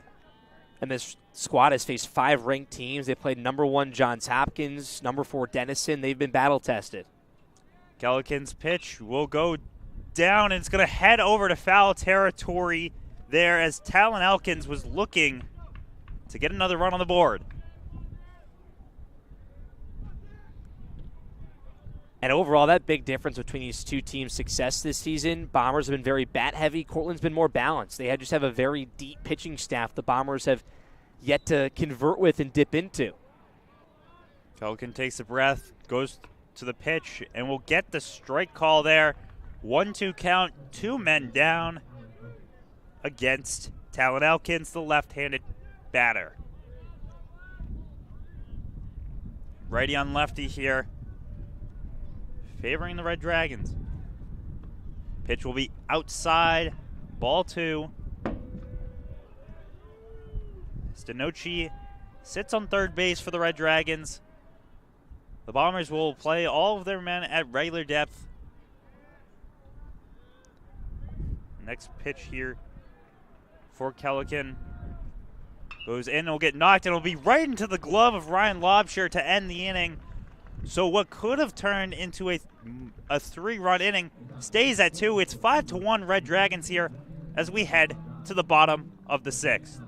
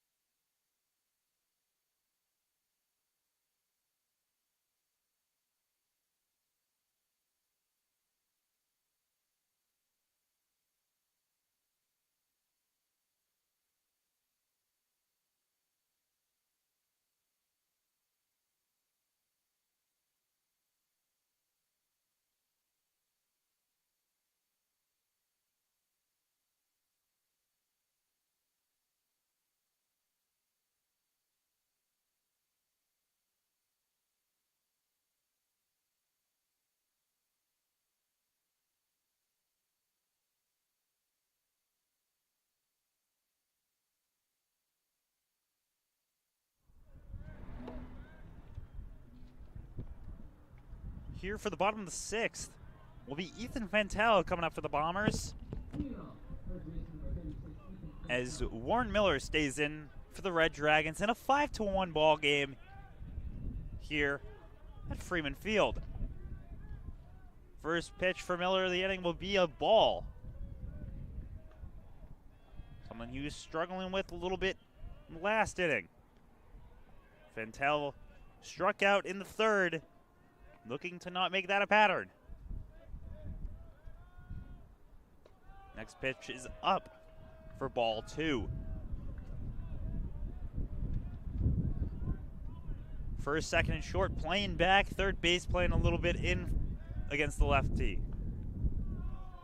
So next pitch will be ball 3.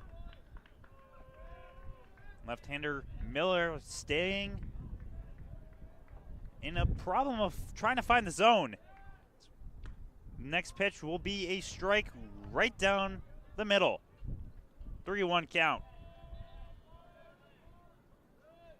So a 2-run top of the inning makes it 5-1 as the Dragons lead the Bombers, and the next pitch will be a walk for Fentel. 5-pitch at bat, 3 straight balls, and Ethan Fentel is on board as coming to the plate comes Matt Curtis.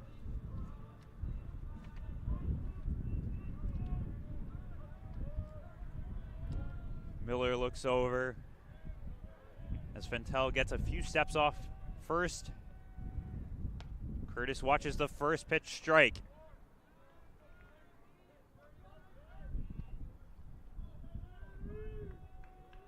It seemed like Miller may have looked to be pulled at the end of the last inning, but stays in this one, walks the first man. Miller's next pitch will be a foul ball right to the left of us for the second strike. And right now for the Bombers, it's not a, get all 4 back in one inning right now. It's slowly tacking on to give yourself a chance when it comes to the 8th and 9th inning and not having to play catch up extremely late if Cortland decides to go to one of their top closers. Matt Curtis down 2 strikes will be a ball. 1-2 count here for the Bombers. Ethan Fentel is on first base, looking to potentially steal second. Miller goes up for the pitch and swung right on through for the foul tip and strike 3 call on Matt Curtis. First out of the inning. Second punch out from Miller, both via the fastball. This time the forwards K, and Curtis power on power there, swings through it.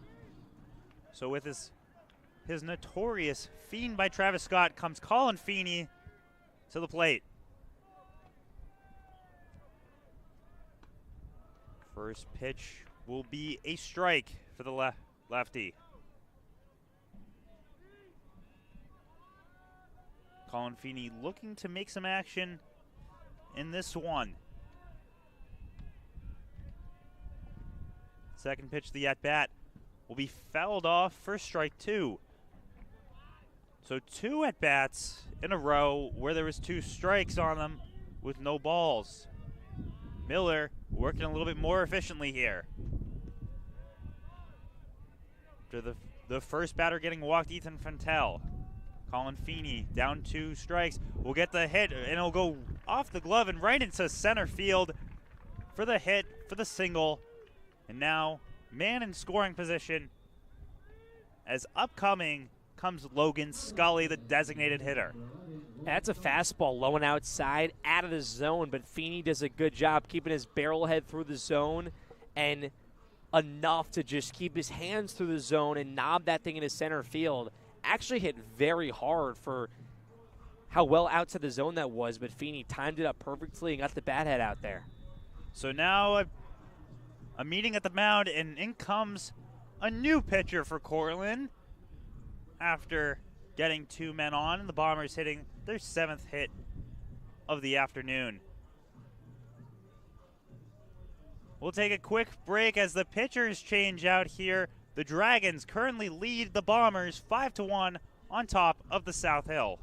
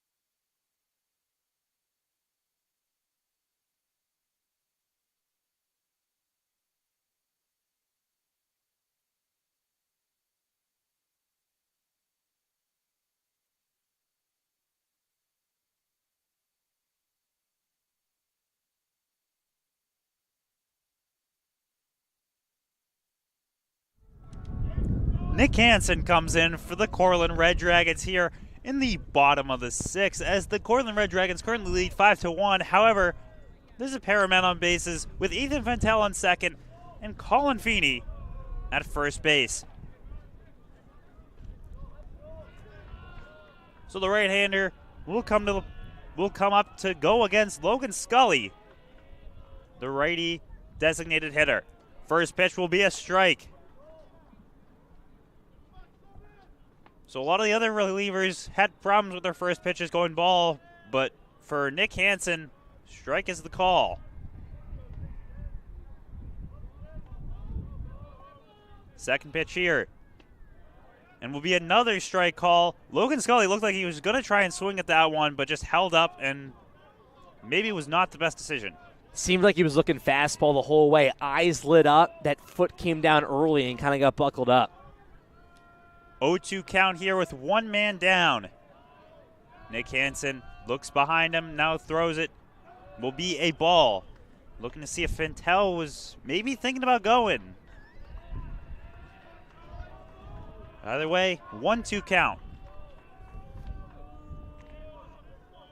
Logan Scully taking a second before getting ready to hit. Pitch is outside, ball 2. So fastball there, goes outside. It'll be a 2-2 count against Logan Scully. Logan Scully looking to send Ethan Fantel home from second base in a 5-1 game. Next pitch, another outside pitch, full count here. Nick Hansen, those first 2 strikes, now 3 straight balls. We'll need a good pitch here for the payoff. As the bench is getting loud for the Bombers. Looks behind him, Nick Hansen looking towards second, throws the pitch off. It'll be well too high. Logan Scully will walk in, and in goes Fantel the third. Tyler Puglisi now comes up to the plate with a perfect opportunity to get a run on the board. However, you could also see the chance at a double play like they have had earlier in this game. Yeah, 2 inning-ending double plays that Cortland has put themselves in a good spot, and all the arms have gotten help with from that middle infield. Nick Hansen's first pitch to Puglisi will go down in the dirt. Ball 1, so 5 straight balls, and Crittenden goes to the mound to talk to Nick Hansen.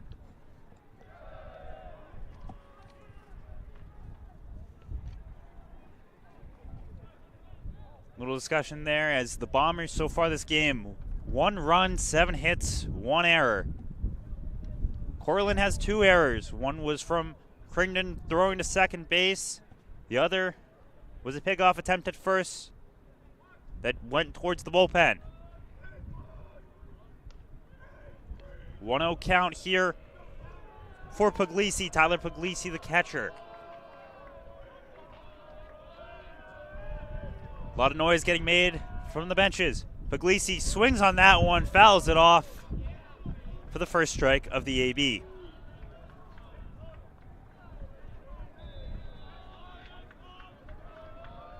Sun's coming down in such a way, maybe getting in the eyes of some of these defenders.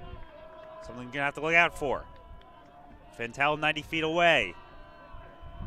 Pitch from Hansen, outside, ball 2.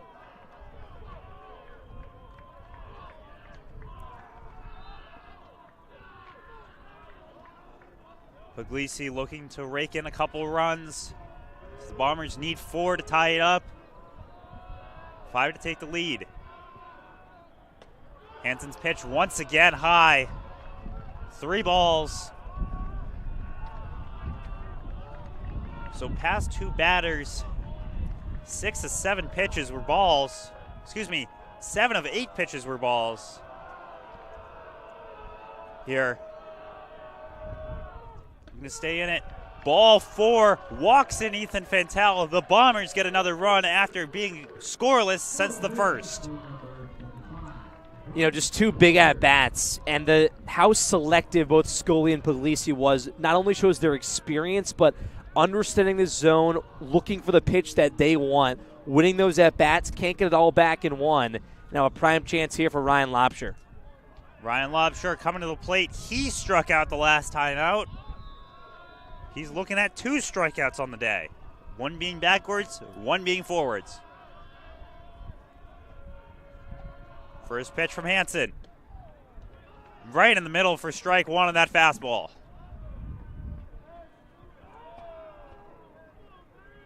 We've seen this before, though, where he gets the first pitch strike and then throws a fair number of balls. Let's see how this one plays out with bases loaded.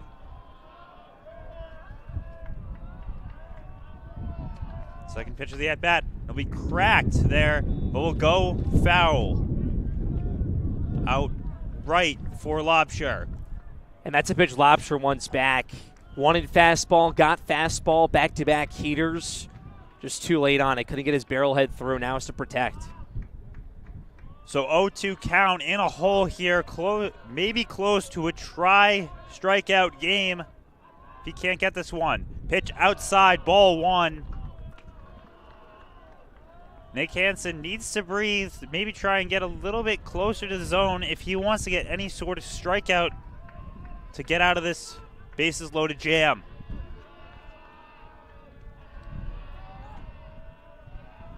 Next pitch, swung on and fouled. Warren Miller started this inning. Nick Hansen looking to end it. However, there's only one down with bases loaded. So first 2 pitches, fastballs, back-to-back off speeds. Now Lobster's in a spot where you don't want to get caught guessing against Hansen. Hansen's playing with a lot of house money right now. 1-2 has shown you 4 pitches, 2 of each so far. He can go in a multitude of ways. So the shortstop in the second baseman playing back a little bit, ready to cut in for a chance at a double play. Hansen looks over, picks up to throw it. Lobsher knocks that one deep into right field, and it will be missed by Luke Schardner, and the bases are going to get cleared. Lobsher, after a 2-strikeout day, will get 3 runs in, and will almost get picked off at second, but stays safe as the Bombers are now 1 run away, 90 feet from tying this one up. Lobsher's double brings in 3. Man, he crushed that one down the line, hung up in the air, and gave Schardner a chance towards the corner. Diving effort kind of helped the Bombers get an extra run. Then Lobsher following the whole entire way there and almost got caught in a really tough spot. Dave Valicenti not giving the wave, but Lobsher does get back to second and gives the Bombers that go-ahead run on second in Lobsher. Now up to bat, Riley Brody looking to bring the tying run home 90 feet away, and Lobsher just across at second. Brody's last at-bat was a backwards K. See how this one goes. First pitch, ball 1. Most runs scored in an inning we've seen so far with 3 from the Bombers.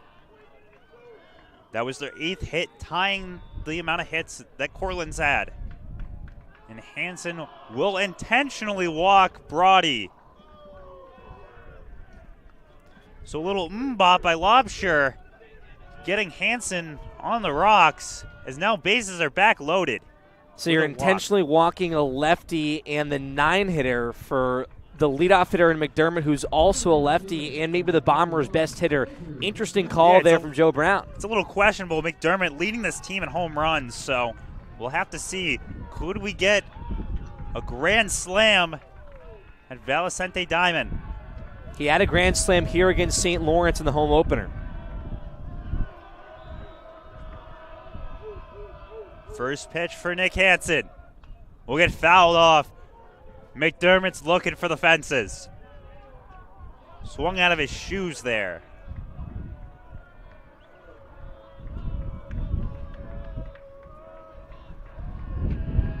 Hansen looks over. 1-run game in the bottom of the 6th. Pitch is in. Will be a strike for strike 2. 0-2 count. course, an intentional walk, looking to set up for a potential double play. Get out of the inning a little bit quicker if they can get it. That would require McDermott to hit it on the ground. 0-2 count now. Hansen sets up. Kick up. And will be cut on and swung through. Little too high. Out number 2 for the Red Dragons. Well, Joe Brown makes the right decision then. And, you don't put the 9-hitter in Brody. You do go with the 1-hitter. Not often that's the right call, especially with both of them being lefties. But they get through McDermott. And they also, with putting Brody on first, they do set up the double play. Now it won't matter with McDonough and 2 down. So the righty McDonough gets to the plate. Pair of righties against each other. Hampton's first pitch of the at-bat will be a strike. McDonough maybe thought it was a little bit low, but will not get the call for strike 1. Bases loaded here for McDonough at the plate. Looking behind him is Hansen. Pitches that one in for strike 2. Little questioning why Hansen's even trying to look behind him. There's no reason he should try to pick someone off when you have bases loaded. Especially how far off the second baseman's playing, basically at the grass. Next pitch, a little up, will be ball 1. Hansen was looking for that punch-out pitch.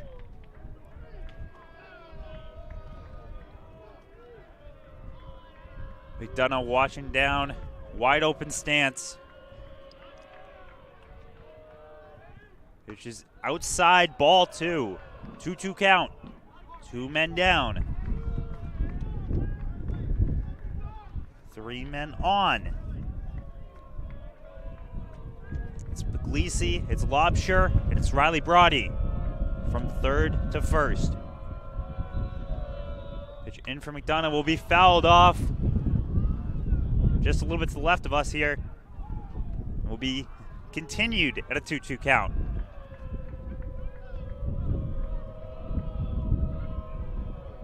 You can hear the winds picking up even more than it was before. McDonough guns down Hansen. For the pitch, and it'll be in there. Strike 3 looking. McDonough is furious as that will end a bases loaded jam. The Bombers get 3, but the Red Dragons still lead this one 5-4 at Freeman Field.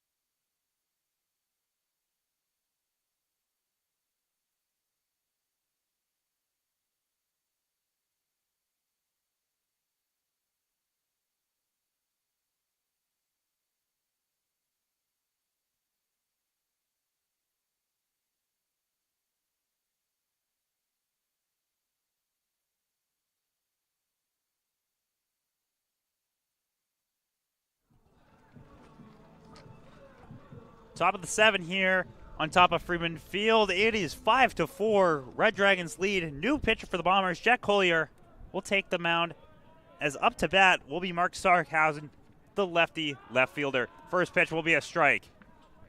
And Jack Collier, one of the Bombers' top arms, used as a starter at times as well. Collier's next pitch, strike 2, looked a little high from here, but Blue didn't see it the same way. He'll call it a strike.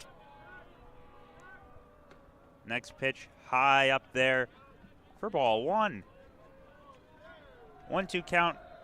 Collier looking for first strikeout of the day for him. Will be swung on and missed. Strike 3.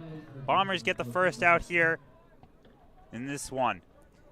Yeah, for Collier, 26 1/3 innings coming in, and he pitched against Rochester on the 18th. So short day rest, 3 innings, 4 hits, and 3 earned runs. First pitch on to Nolan Smith. Will go foul for strike 1. Anthony Labonte alongside Cam Manna here for this Cortland matchup in baseball. Ball 1 thrown by Collier. 1-1 count. Third pitch of the at-bat will go a little outside. Ball 2, 2-1 count between the battle of the lefty batter and the righty pitcher. Next pitch, strike 2 called. Looks like Nolan Smith might try to swing at that one. Kept his bat on his shoulder. Will be strike 2. 2-2 count. Strike 3 called. Nolan Smith is upset about it. Backwards K. Pair of strikeouts for Collier to start the top of the 7th. McDonough was not happy with the home plate ump after last inning on that strike 3 punch out looking. Smith the same here. That one tough too because it's a strike, but Puglisi bobbled it, so made it look worse. So first play here, hit by the Red Dragons, will be missed at second base by Matt Curtis. And we'll get a man on. That was Luke Charter getting to first base. Both teams now with 2 errors. That one kind of just caught up to Curtis instead of trying to get it out in front. Brought it into the body and took a tough hop, but one that he has to make. Curtis bit a little bit too hard on that one. And now Zachary Crinkton, the catcher, comes up to face off. Pair of 32s facing off against each other. First pitch, strike against the right-handed batter. Man on first for the Red Dragons, the right fielder. Pitch will be down in the dirt. Puglisi trying to find where it is. And all of a sudden, man in scoring position, Luke Shartner gets to second base. Hard bounce for Puglisi. He threw his mask off. He was looking around everywhere trying to find the ball. Just couldn't find it before Shartner got to second.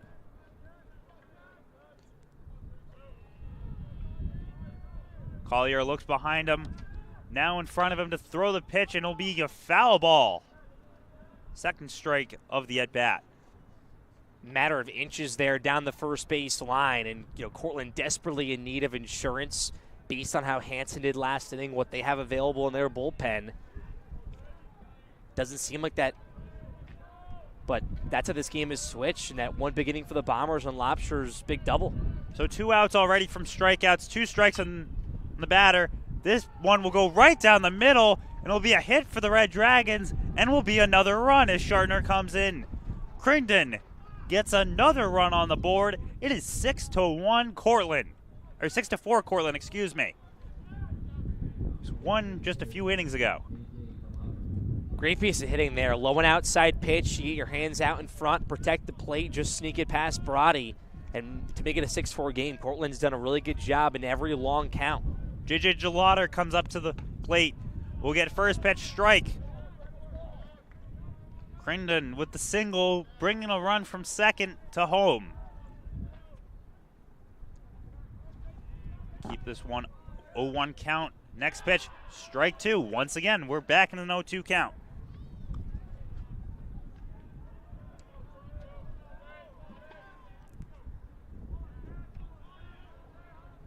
Collier with the stretch and the pitch, and it'll be fouled off the plate.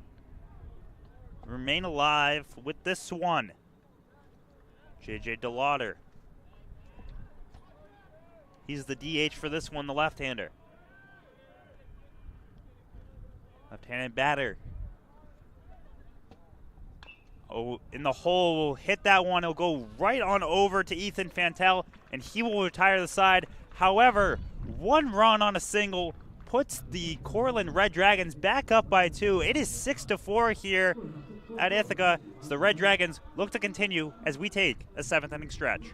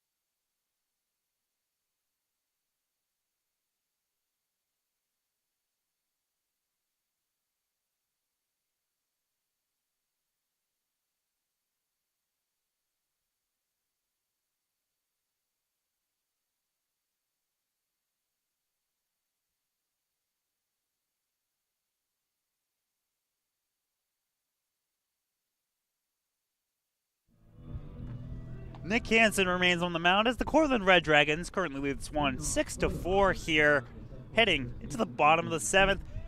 Ethan Fantel will take it up. This is the first batter. Curtis on deck, and Feeney will be in the hole. Sun setting a little bit here, top of Ithaca's South Hill. The shade a lot cooler than in the sun, as the shadows begin to disperse towards the third base line. First pitch from Hansen will be a ball. Last time Hansen was out here, McDonough was furious about a strike 3 call. So let's see if he continues with those kinds of strikes again. Next pitch outside, ball 2. A little bit of insurance coming from the bats at the top of the inning. 2 balls on Fantel. Hansen looking to keep it up. 3 balls to start with the first batter.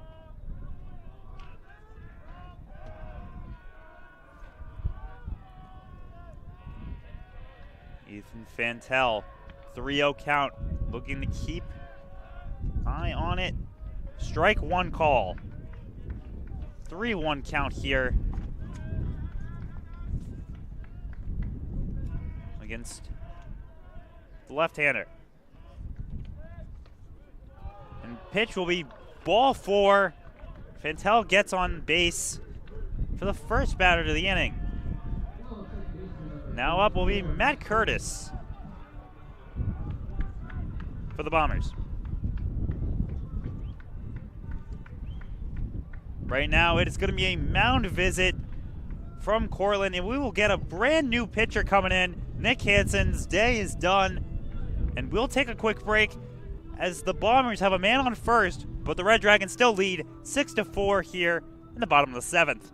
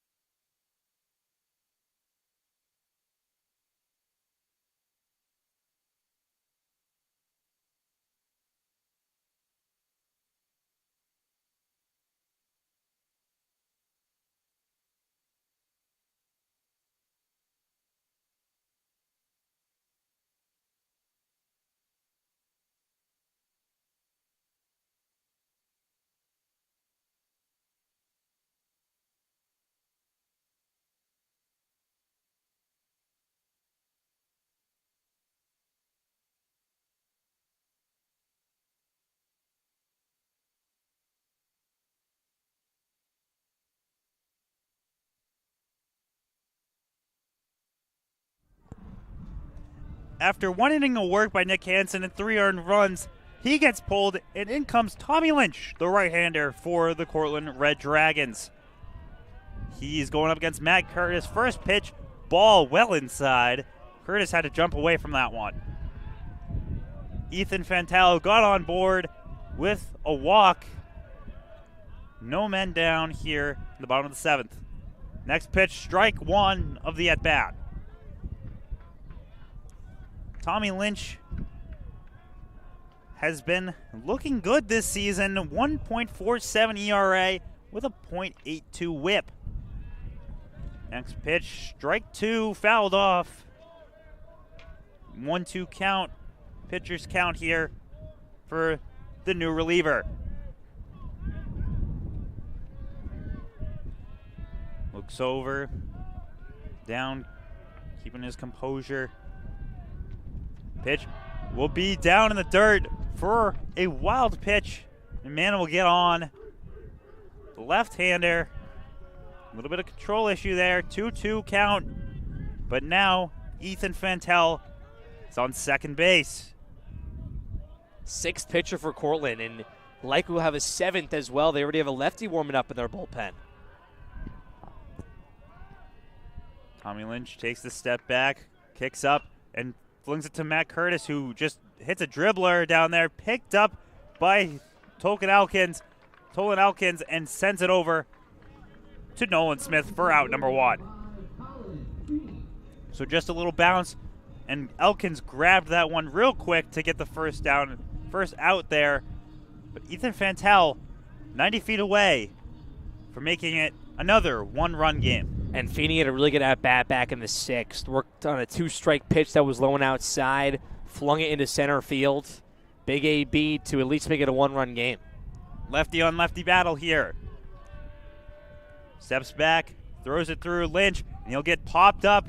That one's going towards the center fielder. Wynn's carrying it in. It'll be grabbed there by Bonacci. Play at the plate, and Crittenden will tag him out. Fantal gets tagged out at home. The wind may have been a big factor there, and Cortland keeps the bottom of the 7th scoreless. It's 6-4 as Cortland heads to the bats for the top of the 8th.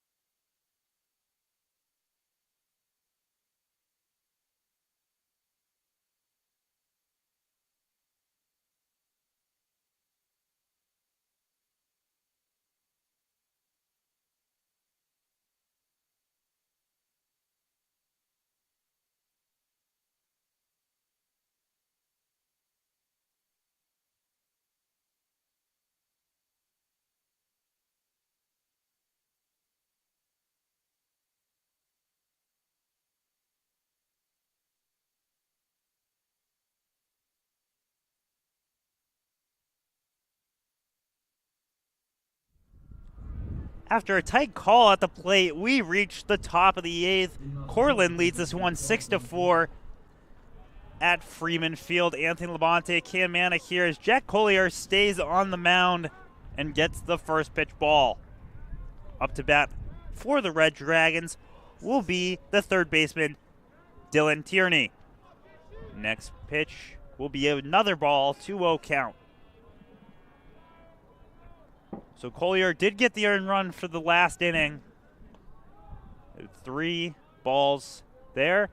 After a quick 2 strikeouts to start it off, getting that next one with the single by Crittenden. Collier's fourth pitch, 4 straight balls. So on board goes Tierney, and Danny Jackson comes up to the plate. And a strong start here for Cortland. You put yourself in a position right now in the 8th to extend this lead and work towards the 9th, put all that pressure on the Bombers right now and have their bats try to do too much. That's a big part of this game. It's what Cortland does extremely well, is putting the pressure on late. Danny Jackson looking to make some more insurance runs as he tries to lay down the button. Lobsher will slide it and grab that. Ryan Lobsher in foul territory, slid in, grabbed it, turned around, and made sure that no one would move, and that's the first out of the inning. 3 web gems from Lobsher this afternoon. Has had some really tough stops at third base. That one not really showing the hot corner. Had to have a quick reaction, but this time coming in towards the foul line. Bonocci comes in. First pitch, strike number 1. Lobsher playing in on the infield grass. Bonocci did walk one of his last times up and did make it back to home. Looking to potentially do that again.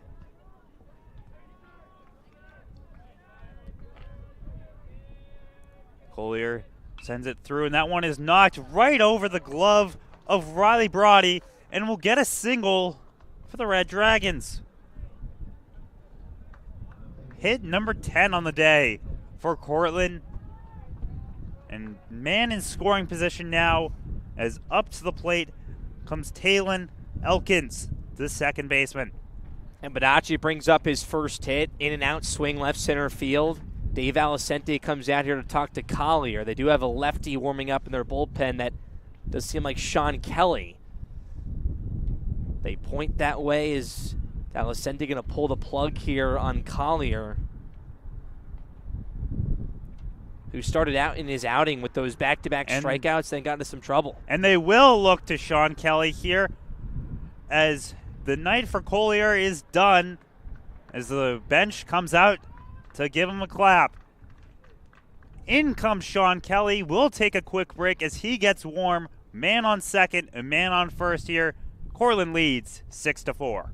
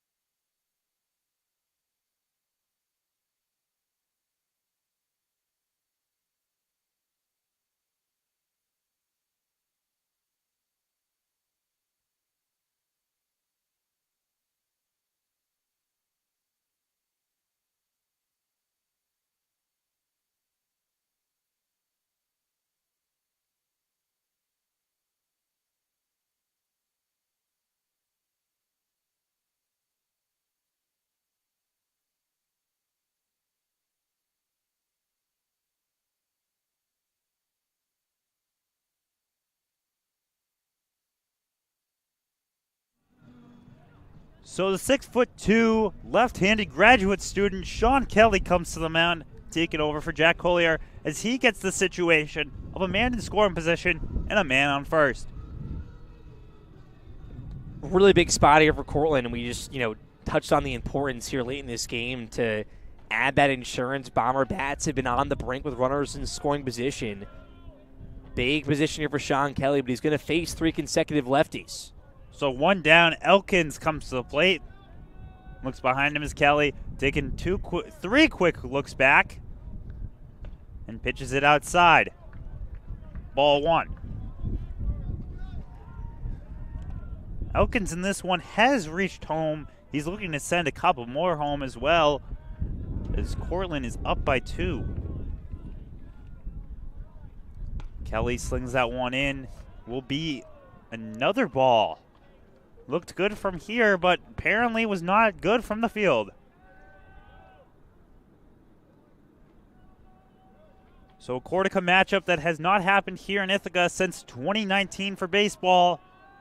Looks as Cortland takes this lead, 2-0 count, and Kelly steps off the mound, throws it back to second. It's getting played off by the Dragons racer, or the Dragons runner, but there was no one in the area to even try to get the tag on. Third pitch of the at-bat will go for a strike. Sean Kelly's first strike of the day. 2-1 count. Man on second base. Pitch is there, and it'll be grounded and looking for the double play. That's over from Curtis to Brody, and then over to Fantel for the double play. The Bombers get out of the tight squeeze with a man on second, and it will remain 4-6 as we head into the bottom of the 8th here at Freeman Field.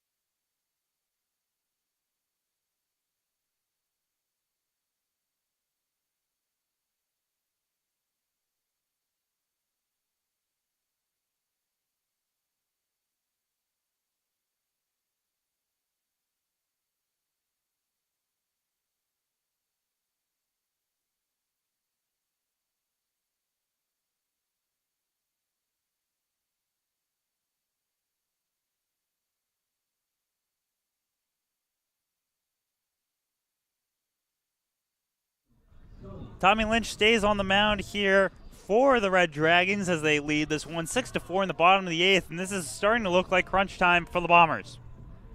And a really big time for this order right now, and this bottom of the order has produced. These bottom 4 hitters have all got on base in their last AB. So up comes Logan Scully, the designated hitter, as he takes ball 1.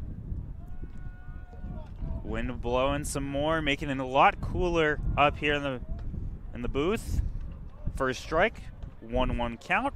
Wish we had a booth, Labonte. Oh, yeah, no, this is actually just like an open field, so.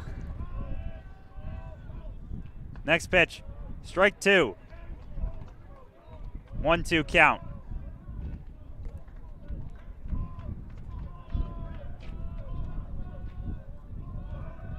Next pitch by Lynch will be hit by Scully, will go towards foul territory, and will land just shy of the bullpen. So it remains 1-2 on the 4th pitch of the at-bat.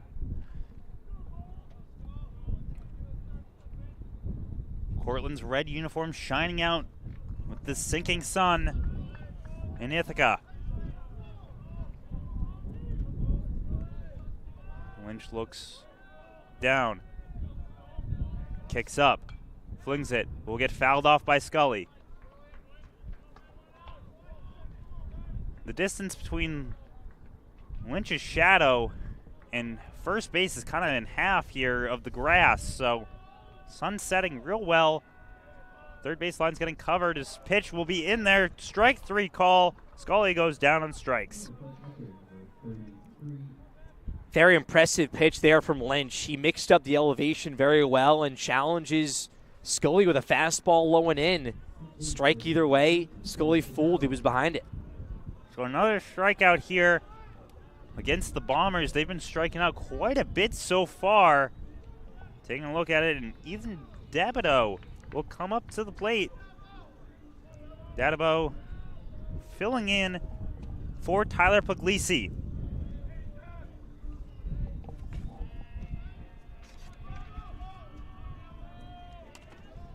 The Dabo looking down, no pitch yet from Lynch.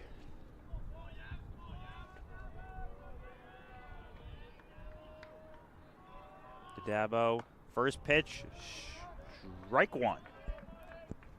So filling in for Puglisi will most likely be the catcher, but picked for a little bit better hitting performance. Next pitch, strike two. Dabo hitting 234, 10 RBIs, has split time. He started 11 games, 18th overall appearance. So 234 hitter. Next pitch will be a little low for ball one. Looks pretty good from here, but 1-2 count now against the pinch hitter. Lynch looking to get the second out of the inning.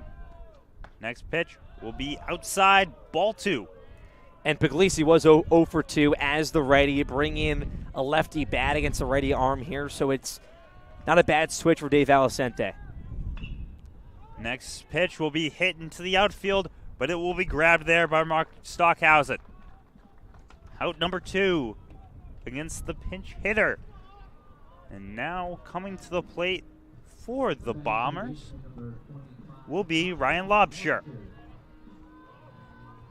Lobsher had that 3-run double early in the game, the bottom of the 6th.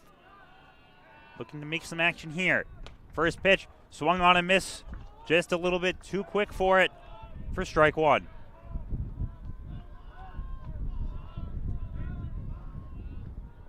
Lynch's next pitch will be hit and will be a pop-up over in foul territory, but will be a little bit too far into the stands here for strike two. Lynch has had quite the control of the pitching so far.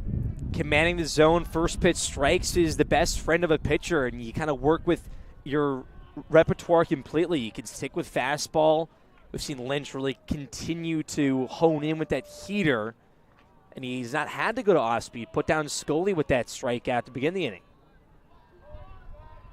0-2 count here, 2 down. Lynch looking for the punch out. Will not get it. Will fly to the left of us, hit what looks like a power bank over there, a power generator. And it's onto the football field in the back of the end zone. So Lobsher stays in this one. I'm going to get something going. And he cracks that one. It'll go right over Elkins' head. It will get into right field. And Lobsher, he's got a single. Back-to-back hits for Lobsher going the other way. Elevated fastballs up and away. Lobsher waiting back, throwing the hands. His previous hit, that 2-run double, wasn't throwing the hands. That was to the wall in right center, but that job just doing a good job on 2 strikes, protecting the plate and keeping the inning alive.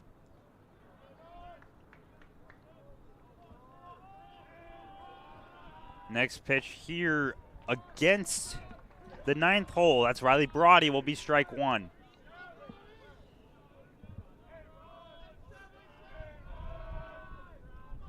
Trying to get a little bit loud here. Bombers down by 2. Brody cracks that one high in the air.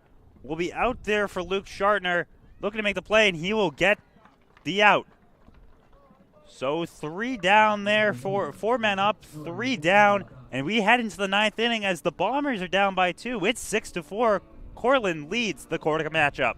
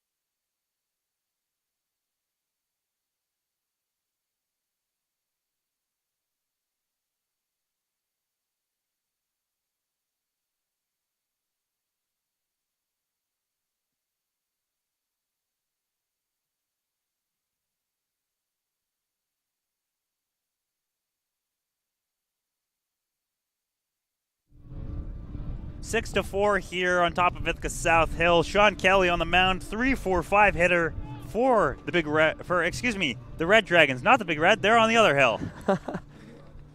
Same jersey, same home jerseys.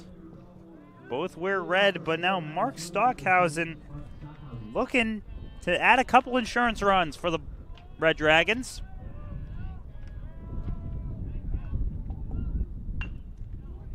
He dribbles that one. He'll head right on over to Lobsher, who throws it across the diamond and hits Ethan Fantel for the easy 4-3. Excuse me, that's 5-3. Yes.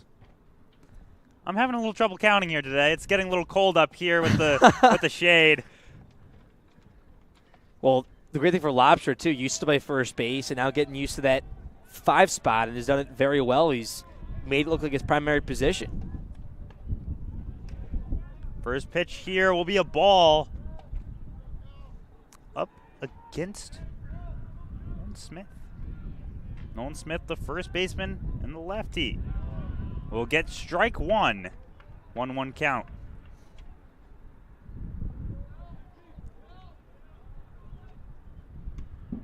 Kelly stares him down. Looking to get another strike here. And he will get it, but it will be a knock right into right field. Nolan Smith looking to maybe turn 2, but will get stopped because Ethan McDonough was ready to gun him out. So single there with 1 down. Red Dragons opportunity to maybe get another insurance run. Great piece of hitting there from Smith. Pitch that's on the inner half, hands through the zone, but McDonough doing a good job, as he mentioned, cutting that ball off. He had that big relay throw earlier to Brody that saved a run earlier on in this game. Luke Schartner comes in here for this one. First pitch will be fouled off for strike 1. Sean Kelly, the grad student, looking to keep this one close. Throws that one back looking for the pickoff, but will not get it. 11 hits for Cortland on this one. The Bombers only at 9. The run showed 2 difference as well, 6-4. Another pickoff attempt by Kelly.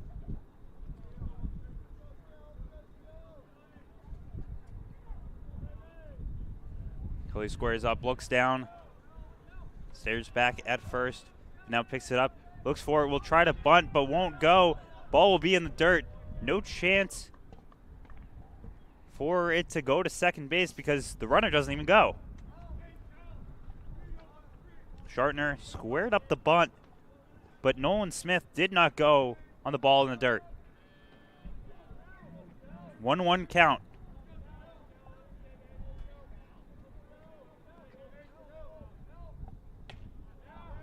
Will be in there for strike 2. Looks to be right at the letters there for the second strike, which is probably why Schartner didn't swing at it. He didn't think it was in there. And Schartner swings on it for strike 3. Had to get a check from the second base ump. We'll get it. And Schartner's upset about that one, that he swung at it, but it will be the second out.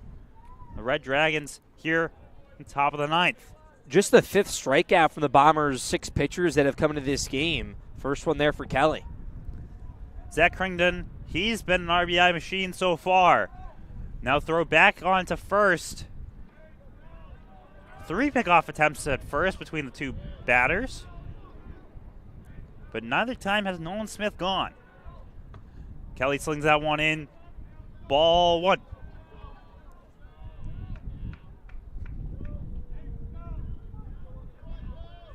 Kelly getting a little bit more command on this one, trying to end the inning. Gets a strike there, 1-1. Trying to get his team back up to the bats. And for Kelly, loves to move quickly on the mound. Once he's in that rhythm, he stays in that rhythm. Looks over, flings it in, gets another strike.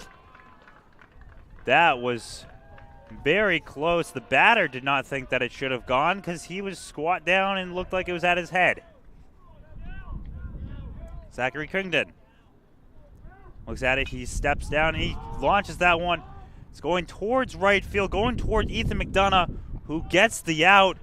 And now maybe only a half inning left here because the Bombers are down 2. They need 2 if they want to stay in this one. So we head to the bottom of the 9th here in the Cortland matchup.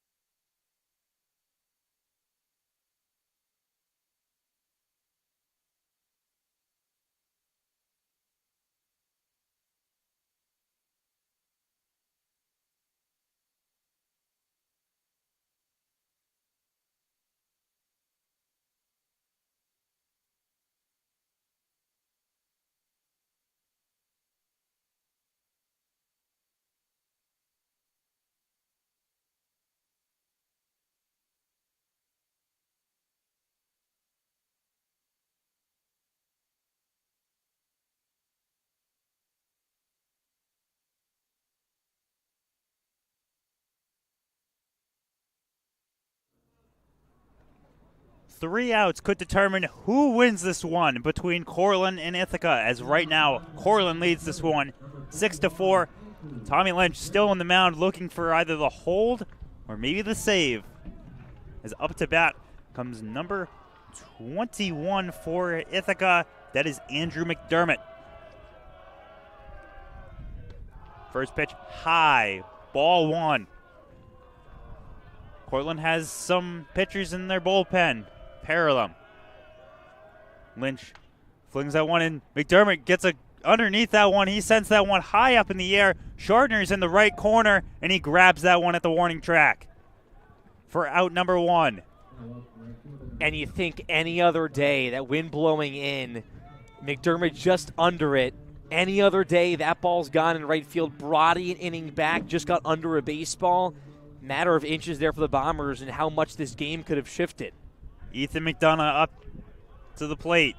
2 outs left for the Bombers. McDonough cracks that one. It'll go right in between the third baseman and shortstop and will be a single. So there's the hit that the Bombers need, maybe to start a rally. McDonough wasted no time here in the 9th, and he understood the tendency of Lynch. First pitch fastball. McDonough sees first pitch fastball, puts into left field. And now this game could change with one swing, or the Bombers could keep the train rolling. Tying run at the plate, Ethan Fantel. McDonough on first. Fantel knocks that one. It gets in between the shortstop and the second baseman, and now man in scoring position. Ethan McDonough gets to second, and Fantel gets a single. First pitch swinging, first pitch strike from Lynch. Same spot, fastball. Bombers understanding it now. You wonder here for Ithaca and Curtis, what are you expecting? In my eyes, you continue to just look first pitch fastball. It's what Lynch has brought your way. At a pinch runner, the Bombers are going to go to Dunn, the speedster in the outfield. He's going to pinch run for Fantel at first base. So Colin Dunn fills in for Fantel at first. Of course, Matt Curtis on the season. He's been doing well. Entering the day, he had 21 RBIs. So this could be an opportunity. If he gets 2 more, not only the Bombers tie this game, but they'll be in prime position, potentially win it. Tommy Lynch in a position with 2 men on. First pitch, inside, ball 1.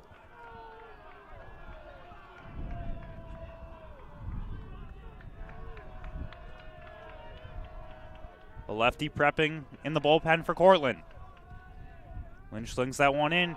It is another ball, 2-0 count. Colin Dunn on first. Ethan McDonough on second for the Bombers. They're 2 outs away. Pitch in the dirt, ball 3. Ithaca has had a problem with double plays so far. And Lynch was throwing strikes, so the Bombers' bats got to him. Now he has no confidence in the zone. Ithaca has had a problem so far with double plays, so don't expect this one to be closed and shut. First pitch for a strike goes there. It's 3-1. Maybe a little inside for Curtis's liking, but will be the first strike of the at-bat. Next pitch, outside, ball 4, completely outside any other batter box. Bases loaded, Bombers are down by 2. If you clear the bases, you win the ball game if you're the Bombers. However, if you get 2 more outs without allowing 2, you win the game if you're the Red Dragons. And a single here from Feeney is going to likely tie this game because of the speed of Dunn off second base. McDonough has speed on a sac fly. But Joe Brown for Cortland might end the day for Lynch. So Lynch may come out. Pinch runner comes in for Ithaca. Will be Sheldon J. Walker the third. Great runner. And now potential to call on the bullpen for Brown. He's speaking with his guys. All of a sudden, a game that seemed close to being out of reach for Cortland comes super close. And now looking at a closer here. Cortland will take a break here because Cortland's looking at a new pitcher to head with bases loaded and 1 down in the bottom of the 9th.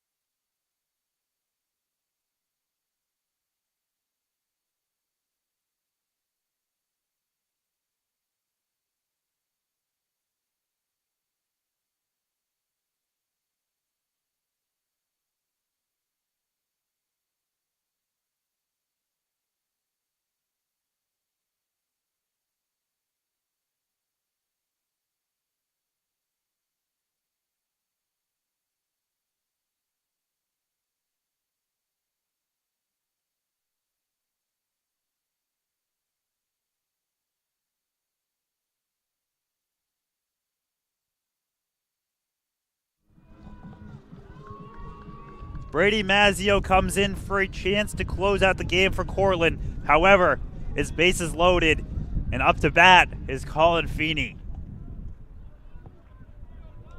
2-run game here, 1 man down. First pitch will be a strike. 0-1 count. Both teams had 11 hits on the day. Sheldon J. Walker III came in at first as a pinch runner. Colin Dunn at second. And Ethan McDonough at third. Second strike there. Feeney swings through. These are the moments you live for as a closer. Brady Mazzio looks down, flings it in, and it'll be fouled off.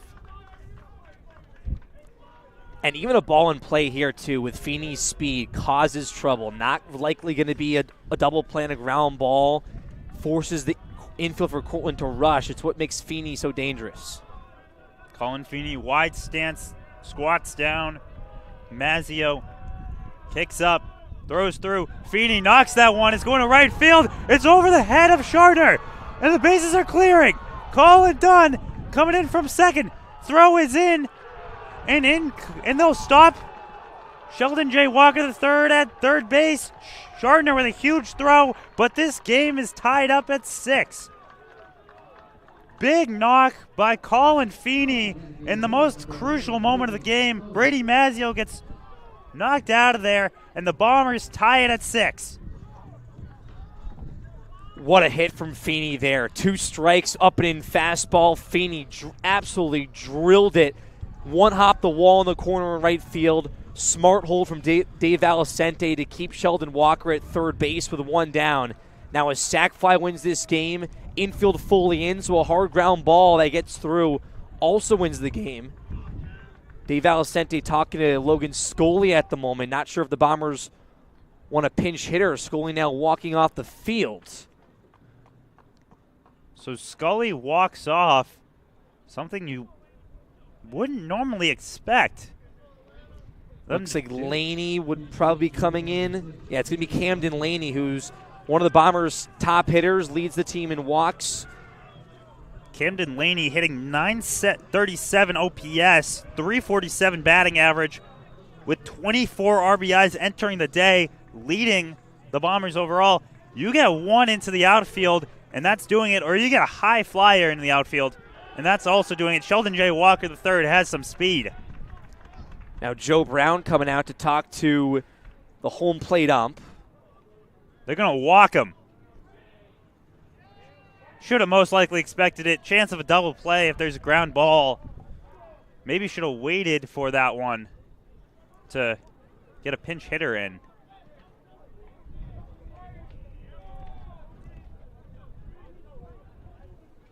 Now bases will be loaded. Another pinch runner for the Bombers, too, to take out Laney, who pretty much just checked in to get intentionally walked. Zach Spurger comes in as a pinch runner. The Dabo will be in at the plate. 1 out here for the Bombers as they tied this one 6-6 in the bottom of the 9th here of the Cortland matchup. Ithaca 90 feet away from their 20th win on the season. But Cortland 2 outs away from win number 21. Or to send this into extras, excuse me. Pitch in there from Mazo does not go. Ball 1. Brady Mazio. Now looking over. Gets into position. Kick up. Pitch will go down. Looking to see if he swung. He did not go. Held up. Dadabo. Ball 2. Moved just a tiny bit, but not enough to be considered a swing. Next pitch from Brady will be in there for strike 1. 2-1 count. Ethan Dadabo looking to get the walk-off for the Bombers in the Cortland matchup. Pitch high, ball 3. And if you're Mazio here, the one thing you don't want to do is walk in the run. Give your team a chance. Have to take something off of it here to just give your defense a chance. Mazio, 1 ball away from giving the Bombers the victory. 3-1 count. Here's the pitch. Inside, ball 4. Sheldon J. Walker III hits home plate, and the Bombers have beat Cortland in walk-off fashion.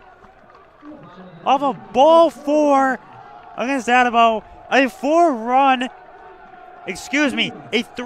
at bottom of the 9th sends the Bombers the victory, and they will head into more Liberty League action, riding high off a victory over a red-hot Cortland Red Dragons team. Big win for the Bombers. Crawling back down 5-1, find a way late, tack on. Feeney, clutch hit for the senior, and that's a very impactful win for a Cortland team that's beaten teams within the top 15 this season. So it has shown that this Bombers team has grown and still holding that lead in Liberty League play. So this is just a feel-good win, showing their confidence for this latter part of the season. And with that, the Bombers gain win number 20. They have just a few more series before we head to Liberty League action. For Anthony Labonte and Cam Manna, we'll call it a night here as the Bombers take this one 7-6 here on Bomber Sports. Have a good night, folks.